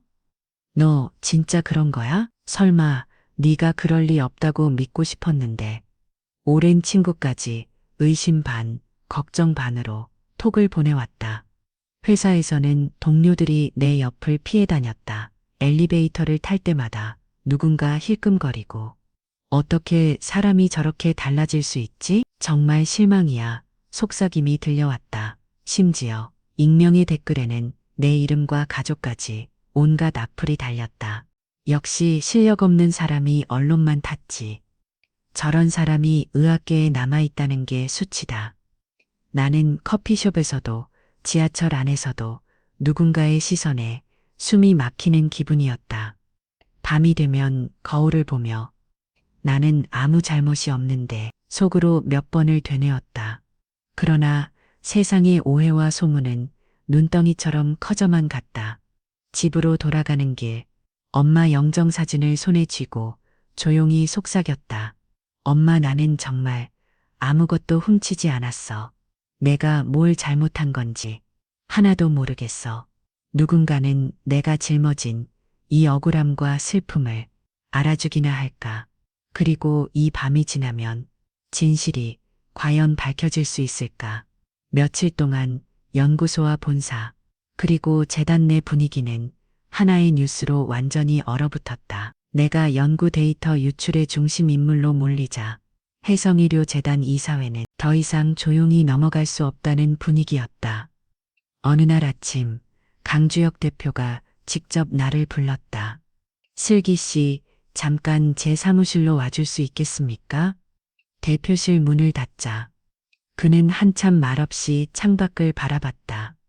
나는 두 손을 꼭 쥐고 작은 목소리로 말했다. 대표님, 저 아무 잘못 없습니다. 진짜로 데이터를 훔친 적 없어요. 강주혁 대표는 지친 얼굴로 나를 바라보았다. 저도 알아요. 당신이 그런 일을 할 사람이 아니라는 거. 누구보다 제가 잘 압니다. 그의 목소리는 진심으로 고통스러워 보였다. 하지만 이사회에서 엄청난 압박이 들어오고 있습니다. 언론도 그렇고 재단 이미지도 걸려 있다 보니 잠정적으로라도 슬기 씨를 직무에서 배제하라는 지시가 내려왔어요. 나는 충격의 입을 틀어막았다. 잠깐이면 돼요? 진실이 밝혀질 때까지만, 잠시만, 저를 믿어주면 안 될까요? 강 대표는 조용히 고개를 끄덕였다. 저는 끝까지 슬기 씨 편입니다. 이사회 결정이 가혹하다는 것도 알고 있습니다. 하지만 지금은 저도 어쩔 수 없네요. 그 순간 내 어깨가 세상에서 제일 무거운 것 같았다. 죄송합니다. 제가 더 힘이 있었다면 이렇게까지는 안 됐을 텐데. 나는 억울함과 참을 수 없는 분노, 그리고 강 대표의 미안한 눈빛이 가슴을 저며왔다. 사무실을 나서며 나는 속으로 다짐했다. 진실이 밝혀질 때까지 절대 무너지지 않을 거야. 하지만 그 길이 얼마나 외롭고 힘들지 그때는 아무도 알지 못했다. 직무 정지 소식이 퍼진 뒤 한동안 아무에게도 연락하지 않았다. 휴대폰에 쌓여가는 부재중 전화와 메시지조차 읽지 않고 무시해버렸다. 그러던 어느 저녁 예상치 못한 번호로 전화가 걸려왔다. 망설이다가 전화를 받으니 익숙한, 하지만 한동안 듣지 못했던 조용한 목소리가 흘러나왔다. 슬기야, 나야, 동욱이. 나는 한동안 말을 잇지 못했다. 오랜만이네? 무슨 일이야? 동욱은 한참 침묵하다 조심스럽게 물었다. 혹시 요즘 기사 다 사실이야? 네가 연구소에서 뭔가 잘못했다는 거. 나는 깊게 한숨을 쉬며 말했다. 너까지 그렇게 물어보면 진짜 너무 힘들어져. 그는 조용히 말을 이었다. 솔직히 나도 네가 그럴 사람 아니란 건 알고 싶어. 근데 지금 네 주변 사람들 다 너를 의심하는 것 같더라. 내 친구들도 병원 선배들도 다 그 얘기만 해. 나는 목이 메어. 동우가, 나는 정말 아무것도 훔치지 않았어. 누군가 일부러 나를 함정에 빠뜨린 것 같아. 근데 이렇게 아무도 안 믿어주면 정말 진짜 미칠 것 같아. 동욱은 잠시 침묵하더니 조심스럽게 말했다. 네가 아무리 억울하다고 해도 상황이 이쯤 되면 나도 뭐라 말할 수가 없다. 그 말이 가슴을 깊숙이 찔렀다. 그럼 넌 나 믿어주는 거 아니야? 그는 애써 담담하게 답했다. 미안하다. 내가 네 곁에 있어줄 자신이 없어. 그 말을 끝으로 전화는 끊어졌다. 나는 휴대폰을 가만히 내려놓고 한참 동안 아무 말도 아무 생각도 할 수 없었다. 온 세상이 등을 돌린 것 같은 절망감이 나를 집어삼켰다. 창밖에는 찬바람만 쓸쓸히 불고 있었다. 며칠 동안 나는 거의 아무것도 먹지 못했다. 하루 종일 집안에 틀어박혀 불 꺼진 방 안에서 과거 사진만 들여다보았다. 휴대폰을 꺼내 엄마 영정 사진을 바라보며 속삭였다. 엄마 나 진짜 너무 힘들어. 서울에서는 아무리 발버둥 쳐도 나를 믿어주는 사람이 없어. 거울을 봐도 내 얼굴은 한순간에 늙어버린 것만 같았다. 창문을 열자 도시의 소음 대신 내 마음엔 고향의 조용한 바람 소리만 맴돌았다. 친구에게 문자를 보냈다. 혹시 이번 주에 고향집 방 하나 비어 있니? 나 며칠만 머물러도 돼? 답장은 바로 왔다. 무슨 일 있어? 슬기야, 언제든 와. 우리 엄마도 네 걱정 많이 하셨거든. 가방을 싸면서 내 인생을 처음부터 다시 시작할 용기를 짧게나마 끌어모았다. 서울에서 이렇게까지 외로울 바엔 차라리 고향에서 작은 병원이라도 다니면서 평범하게 살아가는 게 낫지 않을까. 떠날 준비를 하면서도 마음 한구석은 여전히 후련하지 않았다. 지하철역까지 캐리어를 끌며 수없이 스쳐가는 사람들 속을 외롭게 걸었다. 내가 이렇게 모든 걸 버리고 도망쳐도 정말 괜찮을까? 역 플랫폼에 서서 하늘을 올려다봤다. 도시의 빛은 내 마음을 밝혀주지 않았다. 엄마 정말 여기서 이대로 끝내도 괜찮을까? 눈물이 턱 끝에 맺혔다. 하지만 그 순간 내 뒤에서 누군가 조용히 내 이름을 불렀다. 윤슬기 씨. 역 플랫폼에 멍하니 서 있다가 내 이름을 부르는 낯익은 목소리에 깜짝 놀라 뒤를 돌아봤다. 정장 차림에 평소보다 조금 지쳐 보이는 강주혁 대표가 그곳에 서 있었다. 나는 당황해. 대표님, 여긴 어떻게? 말을 잇지 못했다. 그는 숨을 고르며 미안합니다. 갑자기 연락도 없이 찾아와서. 하지만 그냥 보낼 수가 없었습니다. 나는 고개를 숙인 채 애써 담담하게 말했다. 대표님, 저 이제 더 이상 버틸 힘이 없어요. 세상 모두가 저를 미워하는 것 같아요. 제가 뭘 그렇게 잘못했는지 하나도 모르겠어요. 안 대표는 내 옆에 조용히 앉았다. 사람들로 북적이는 플랫폼 한 구석. 그는 낮은 목소리로 말했다. 슬기 씨, 저도 한때는 모두에게 외면당하고 나 자신을 의심한 적이 있었어요. 하지만 시간이 지나 진실은 반드시 드러나더군요. 나는 차가운 바람을 맞으며 눈시울이 붉어졌다. 전부 저를 의심하고 심지어 동욱이까지도. 이제 정말 아무도 믿을 수 없어요. 그는 조심스럽게 내 어깨에 손을 얹었다. 사람들의 시선, 그것에 휘둘릴 필요 없습니다. 정말 중요한 건 스스로를 믿는 용기예요. 나는 떨리는 목소리로 물었다. 저 계속 버텨도 될까요? 강 대표는 단호하게 고개를 끄덕였다. 슬기 씨가 여기까지 온 건 실력과 진심, 그리고 남을 생각하는 마음 덕분입니다. 절대 그걸 잊지 마세요. 나는 한참을 그 말에 아무 말도 할 수 없었다. 강 대표가 마지막으로 말했다. 슬기 씨가 포기하지 않는 한 저도 끝까지 당신 편입니다. 플랫폼 한가운데서 나는 조금씩 용기를 되찾기 시작했다. 어쩌면 진짜 싸움은 지금부터일지도 모른다. 강주혁 대표는 한동안 침묵을 지키다 천천히 입을 열었다. 사실 저도 예전에 가장 가까운 사람들에게 배신을 당한 적이 있습니다. 나는 놀란 눈으로 그를 바라봤다. 대표님도요? 그는 씁쓸하게 미소를 지으며 플랫폼 저편을 바라봤다. 네, 저도 젊었을 때 가족, 친구, 믿었던 동료에게 모든 걸 다 털어놓고 내 진심을 보여줬죠. 그런데 어느 순간 그중 한 사람이 제 모든 노력을 무너뜨리는 일을 저질렀습니다. 나는 조용히 대표님의 말을 기다렸다. 사업이 위태로워지고 언론에서 온갖 악플이 쏟아졌어요. 가장 힘든 건 정말 내가 잘못했나? 스스로를 의심하게 되는 순간이었습니다. 그는 내 눈을 바라보며 덧붙였다. 사람들이 등 돌릴 때 아무리 외쳐도 진실은 쉽게 받아들여지지 않죠. 심지어 나를 가장 잘 안다고 믿었던 사람마저 등을 돌릴 때는 진짜 세상이 무너지는 기분이었어요. 나는 대표님의 고백에 괜히 울컥해졌다. 그래도 대표님은 어떻게 다시 일어설 수 있었어요? 강주혁 대표는 잔잔하게 말했다. 시간이 걸렸습니다. 처음엔 다 포기하고 싶었죠. 하지만 단 한 명이라도 내 진심을 알아주는 사람이 있다면 그걸로 충분하다고 스스로를 위로했어요. 그는 내 어깨를 토닥이며 미소 지었다. 슬기 씨, 지금은 모든 게 혼자 같아도 언젠가 진짜 당신을 알아보는 사람들이 곁에 남게 될 겁니다.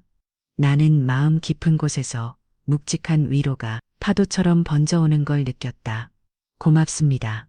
대표님, 진짜 이 말 듣고 조금은 힘이 나요. 강 대표는 고개를 끄덕였다. 포기하지 마세요. 절대 혼자가 아닙니다. 그 말에 나는 눈물 한 방울을 살짝 닦아냈다. 강주혁 대표와의 대화가 끝난 뒤 나는 플랫폼에서 한참을 서 있었다. 도망치지 말자.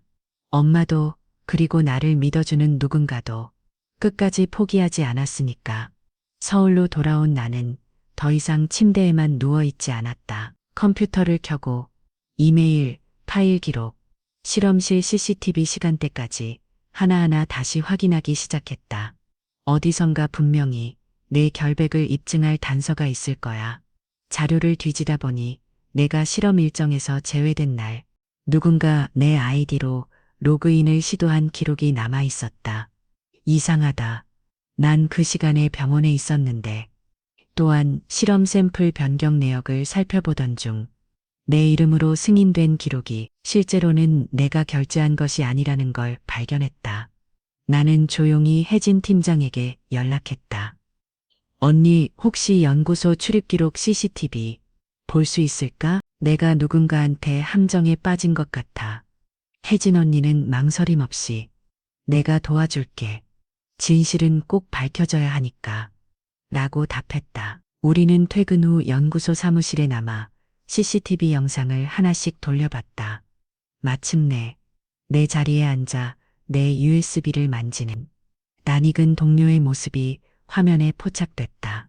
나는 숨이 멎는 줄 알았다. 이 사람, 내가 회의 간 사이에 몰래 내 자리에 들어온 거야? 혜진 언니가 분노에 찬 목소리로 말했다. 이건 명백한 조작이야. 이 영상이 있으면 모든 오해를 풀 수 있을 거야. 나는 눈물이 핑 돌면서도 단단히 마음을 먹었다.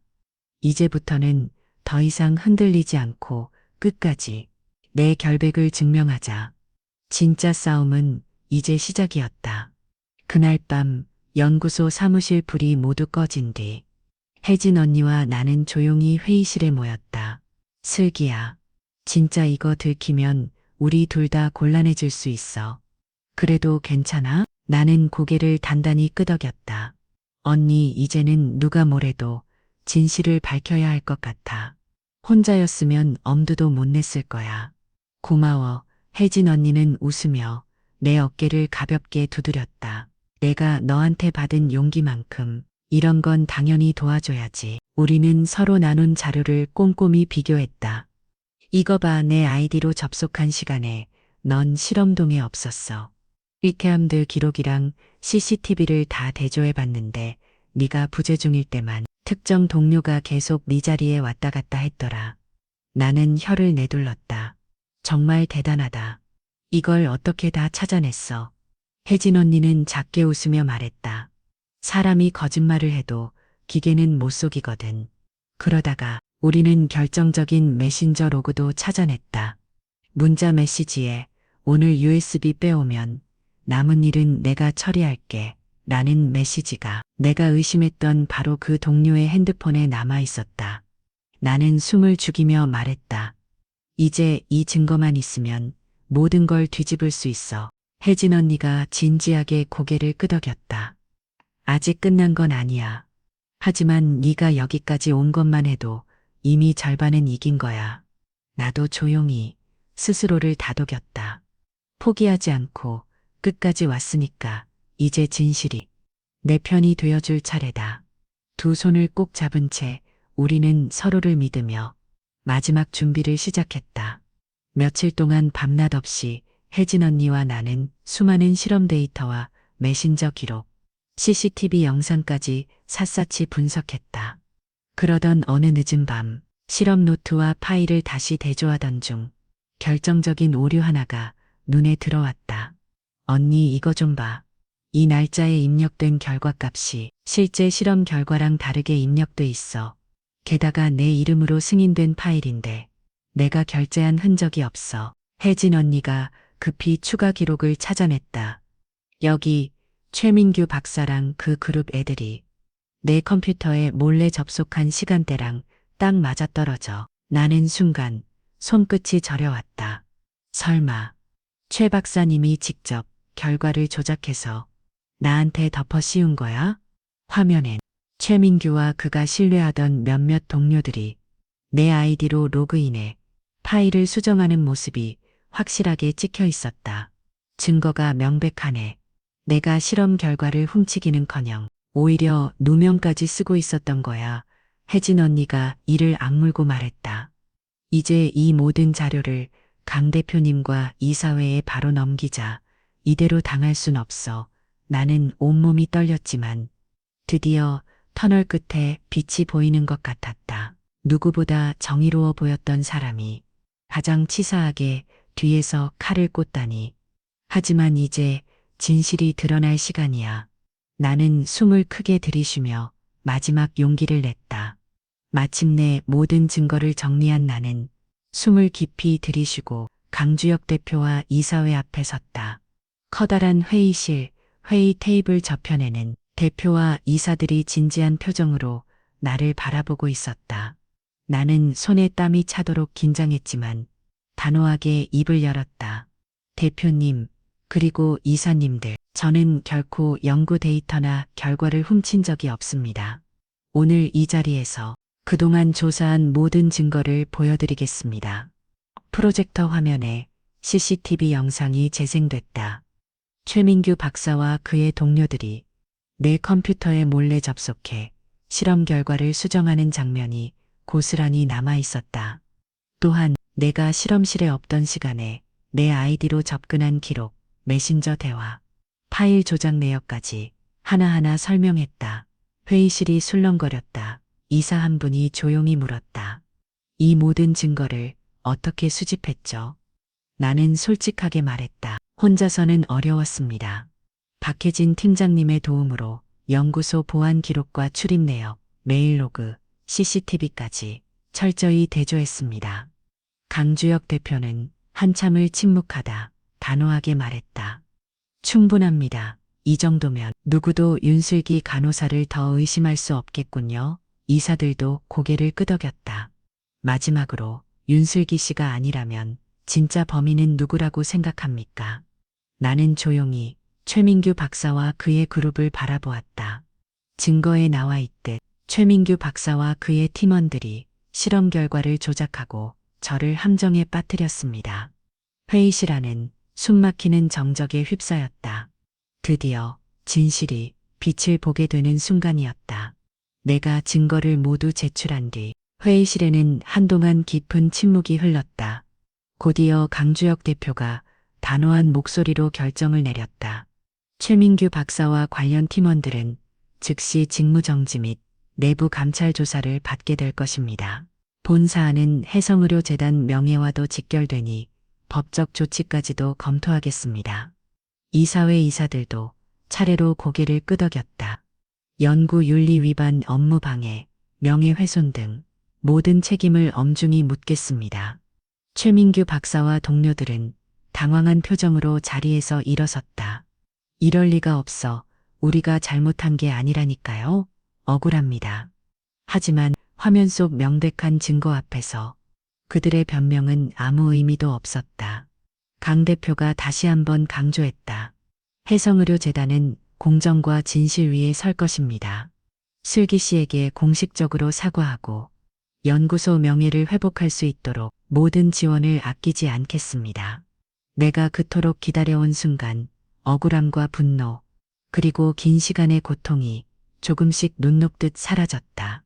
동료들은 조용히 박수를 쳤고 혜진 언니는 눈물까지 글썽이며 내 손을 꼭 잡았다. 마침내 진실이 밝혀졌다. 그렇게 어둡고 길었던 터널 끝에 따뜻한 빛이 찾아오고 있었다. 며칠 후 내 결백을 알리는 공식 공지가 연구소 전체와 재단 홈페이지 그리고 언론에까지 퍼졌다. 윤슬기 간호사 연구 결과 조작 누명 벗다.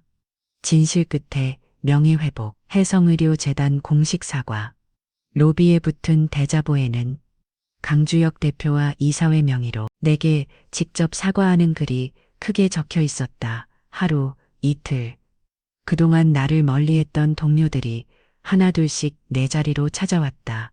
회의 시간, 조용하던 선배가 먼저 말을 걸었다. 슬기 씨, 그동안 너무 미안했어요. 이렇게 큰 일을 혼자 견뎠다는 걸 이제야 알았네요. 또 다른 동료는 쑥스러운 표정으로 말했다. 솔직히 처음엔 의심했어요. 근데 이제 보니 당신이 제일 용기 있고 진짜 대단한 사람이더라고요. 식당에서도 나를 피하던 사람들이 윤슬기 간호사님, 커피 한 잔 할래요? 라며 조심스레 다가왔다. 누군가는 내 손을 꼭 잡고 말했다. 그동안 무시해서 정말 미안했어요. 저라면 이렇게 못 버텼을 거예요. 나는 고개를 숙여 감사 인사를 전했다. 저도 한때 여러분을 원망하고 싶었던 적이 있었어요.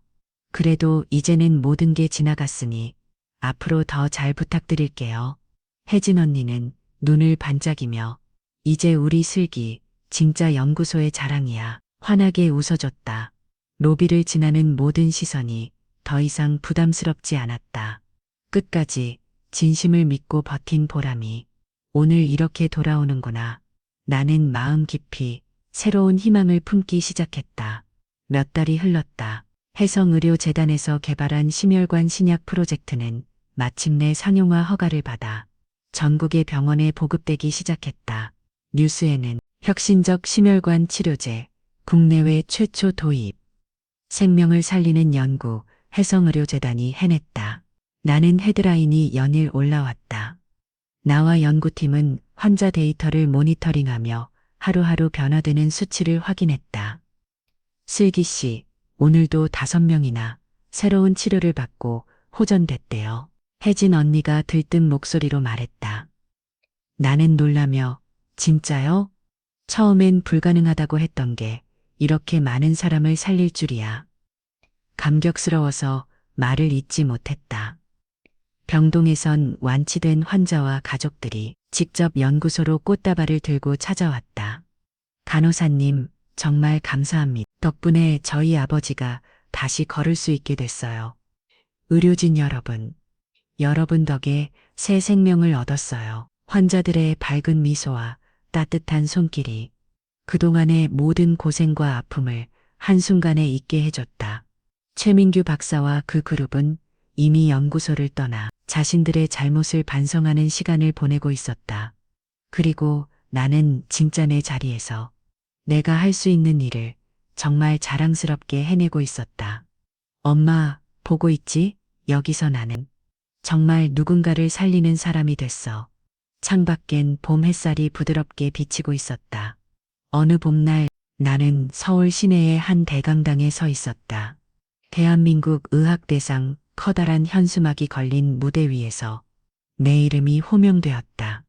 올해의 의료인상 윤슬기 간호사. 현장에는 수많은 의료계 인사들과 언론, 방송 카메라가 가득했다.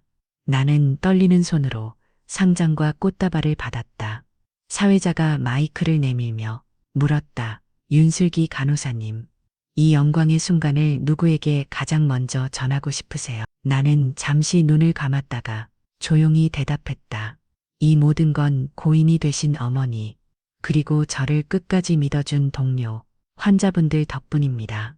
저는 단지 제 자리를 지킨 것뿐이에요. 관중석에서 혜진 언니가 눈물 짓는 얼굴로 손을 흔들었다. 방송국 기자가 나를 따라다니며 인터뷰를 요청했다. 영훈 간호사라는 별명에 대해 어떻게 생각하시나요? 나는 쑥스럽게 미소 지었다. 저는 영웅이 아니에요. 다만 누군가를 위해 조금 더 용기를 낸 사람일 뿐이에요. 이후 TV 뉴스와 다큐멘터리, 인터넷 기사에서 내 이야기가 연일 소개됐다. 가끔은 지하철, 카페에서 혹시 기사에서 본 그 간호사님 맞죠? 하며 다가오는 시민들도 있었다. 나는 겸손하게 웃으며 네, 앞으로도 환자 곁에서 늘 진심을 다하는 간호사가 되겠습니다. 인사했다. 수상 후 병원으로 돌아가는 길, 가방 속 상장과 꽃다발이 참 따뜻하게 느껴졌다. 이 길을 포기하지 않길. 정말 잘했다. 봄바람이 내 얼굴을 살짝 스쳐갔다. 국가의료상 시상식이 끝난 지 며칠 뒤 나는 평소처럼 연구소로 출근했다. 그날 오후 강주혁 대표가 나를 대표실로 조용히 불렀다. 슬기 씨, 잠깐 이야기 좀 할 수 있을까요? 조용한 사무실 안 대표는 깊은 미소를 지으며 말했다. 이제 슬기 씨 이름을 모르는 사람이 재단에 없을 것 같습니다. 나는 민망해서 다 여러분 덕분이에요. 저는 그냥 운이 좋았던 거죠. 작게 웃었다. 강 대표는 서랍에서 한 서류를 꺼내 내게 내밀었다. 이건 해성의료재단에서 새로 출범하는 첨단의 학연구센터 센터장 임명장입니다. 슬기 씨에게 이 자리를 맡아줬으면 합니다. 나는 깜짝 놀라. 제가요? 너무 큰 자리 아닌가요? 강 대표는 진지한 눈빛으로 말했다.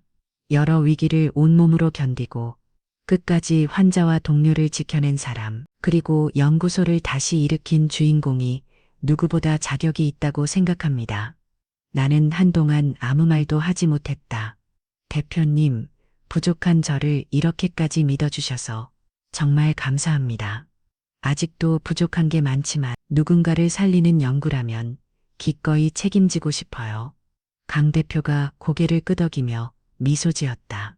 앞으로 해성의 미래는 슬기 씨 손에 달려 있습니다. 나는 새로운 각오로 임명장을 힘껏 받아들었다. 이제 내가 받은 모든 응원과 사랑을 누군가에게 돌려줄 시간이다. 창밖엔 따뜻한 햇살이 비치고 있었다. 새 연구센터장으로 임명된 뒤 나의 이야기는 의료계뿐 아니라 사회 전반에 꾸준히 알려지기 시작했다. 각종 간호사 협회, 대학교 특강, 인터넷 방송에까지 윤슬기 센터장님 강연, 포스터가 붙었다. 전국의 젊은 간호사들과 학생들이 메일과 메시지로 나에게 고민을 털어놓았다. 선배님, 저도 실수할 때마다 무너질까봐 두려워요. 정말 포기하지 않고 버틸 수 있을까요? 나는 직접 답장을 보냈다. 실수해도 괜찮아요. 중요한 건 다시 일어서려는 용기입니다. 누구나 흔들릴 수 있지만 진심으로 환자를 생각한다면 결국 길이 열려요. 한 대학병원 세미나에서 수많은 젊은 간호사들이 내게 박수를 보내며 사진을 찍어달라, 사인을 해달라, 줄을 섰다. 선배님 덕분에 저도 힘내서 공부할 수 있었어요. 진짜 같은 간호사가 되고 싶어요. 나는 부끄럽게 웃으며 말했다. 저도 여러분과 똑같이 매일 실수하고 넘어지고 다시 일어선 사람입니다. 포기하지 마세요. 여러분이 누군가의 희망이 될 수도 있으니까요. 인터뷰에서 기자가 물었다. 윤슬기 센터장님, 끝까지 버틸 수 있었던 비결이 뭔가요? 나는 조용히 대답했다. 진심, 그리고 환자와 동료를 향한 작은 책임감이 저를 여기까지 데려온 것 같아요. 전국의 수많은 젊은 간호사들이 내 이야기에 용기를 얻고 다시 한번 새로운 각오로 병동에 서기 시작했다. 새 연구센터장으로 바쁘게 지내던 어느 날 갑자기 휴대폰에 등록되지 않은 시골집 전화번호가 떴다. 여보세요? 슬기니? 이모다. 잘 지내냐? 나는 반가움에 웃으며 인사했다. 이모, 오랜만이에요. 잘 지내셨어요? 이모는 방송에서 내 얼굴을 봤다고 목소리가 잔뜩 들떠 있었다. 야야, 우리 동네에서 내 뉴스 본 사람들 다 깜짝 놀랐다. 슬기가 이렇게 큰 상도 받고 센터장도 됐다니까. 할머니도 울더라. 전화기 너머로 삼촌, 고모, 심지어 사촌 동생들까지 차례로 바꿔가며 축하 인사를 쏟아냈다. 슬기야, 우리 집안에서 이런 인재가 나올 줄이야. 다음에 고향 오면 반상회에서 너 자랑할 거다. 나는 수화기를 꼭 쥐고 눈물이 핑 돌았다. 한때 왜 남의 일에만 신경 쓰냐, 가족은 안 챙기고 바쁘기만 하다. 던졌던 차가운 말들이 이젠 자랑과 격려, 따뜻한 인정이 되어 돌아왔다. 이모, 나중에 꼭 고향 내려갈게요. 그때 같이 맛있는 거 먹으면서 이야기해요. 이모가 다정하게 답했다. 그래, 넌 우리 집안의 자랑이야. 엄마도 하늘에서 네가 이렇게 멋지게 사는 거 아주 흐뭇하게 보고 계실 거다. 전화를 끊고 한참을 멍하니 창밖을 바라봤다. 그래, 이제는 누구에게도 부끄럽지 않은 사람이 된 것 같다. 따뜻한 시골 바람 소리가 멀리서 들려오는 듯했다. 센터장으로 바쁘게 지내던 어느 날, 나는 문득 가장 처음 간호사의 꿈을 꾸던 고향의 작은 언덕길을 떠올렸다. 이제 정말 나를 필요로 하는 곳으로 돌아가야 할 때가 온 것 같아. 나는 연구소 이사회에 고향 마을에 무료 진료소를 열겠다는 의견서를 제출했다. 슬기 씨, 정말 떠날 거예요? 혜진 언니가 아쉬운 표정으로 물었다. 나는 미소 지으며 대답했다. 서울에서도 많은 환자를 만났지만 고향 아이들에게 희망을 전해주고 싶어요. 저처럼 작은 시골에서도 누구든 꿈꿀 수 있다는 걸 직접 보여주고 싶거든요. 고향에 돌아온 나는 마을 회관 옆에 조그마한 무료 진료소를 열었다. 간호사님, 정말 오랜만이에요. TV에서 봤어요. 우리 아이 진료도 꼭 부탁드려요. 이웃들, 학교 선생님, 아이들까지 진료소를 가득 메웠다. 나는 틈틈이 고등학생, 대학생들을 모아 의료봉사와 진로 강연도 열었다. 여러분, 포기하지 마세요. 누구나 실수하고 넘어질 수 있지만 다시 일어나는 게 진짜 용기입니다. 하루는 진료소 일이 끝나고 집에 돌아가는 길, 눈이 소복이 내리던 그 해 겨울, 내 인생을 바꾼 바로 그 언덕길을 지나가게 되었다. 갑자기 길가에서 차가 미끄러지며 사고가 나는 소리가 들렸다. 나는 망설임 없이 달려갔다. 괜찮으세요? 제가 간호사입니다. 조금만 참으세요. 금방 도와드릴게요.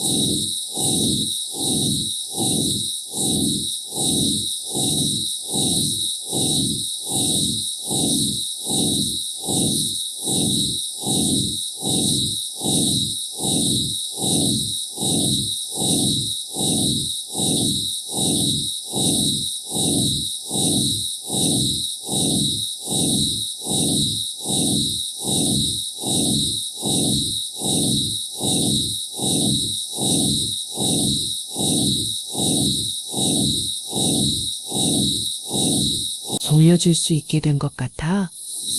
그리고 또 한 번 내 인생의 새로운 이야기가 조용히 시작되고 있었다.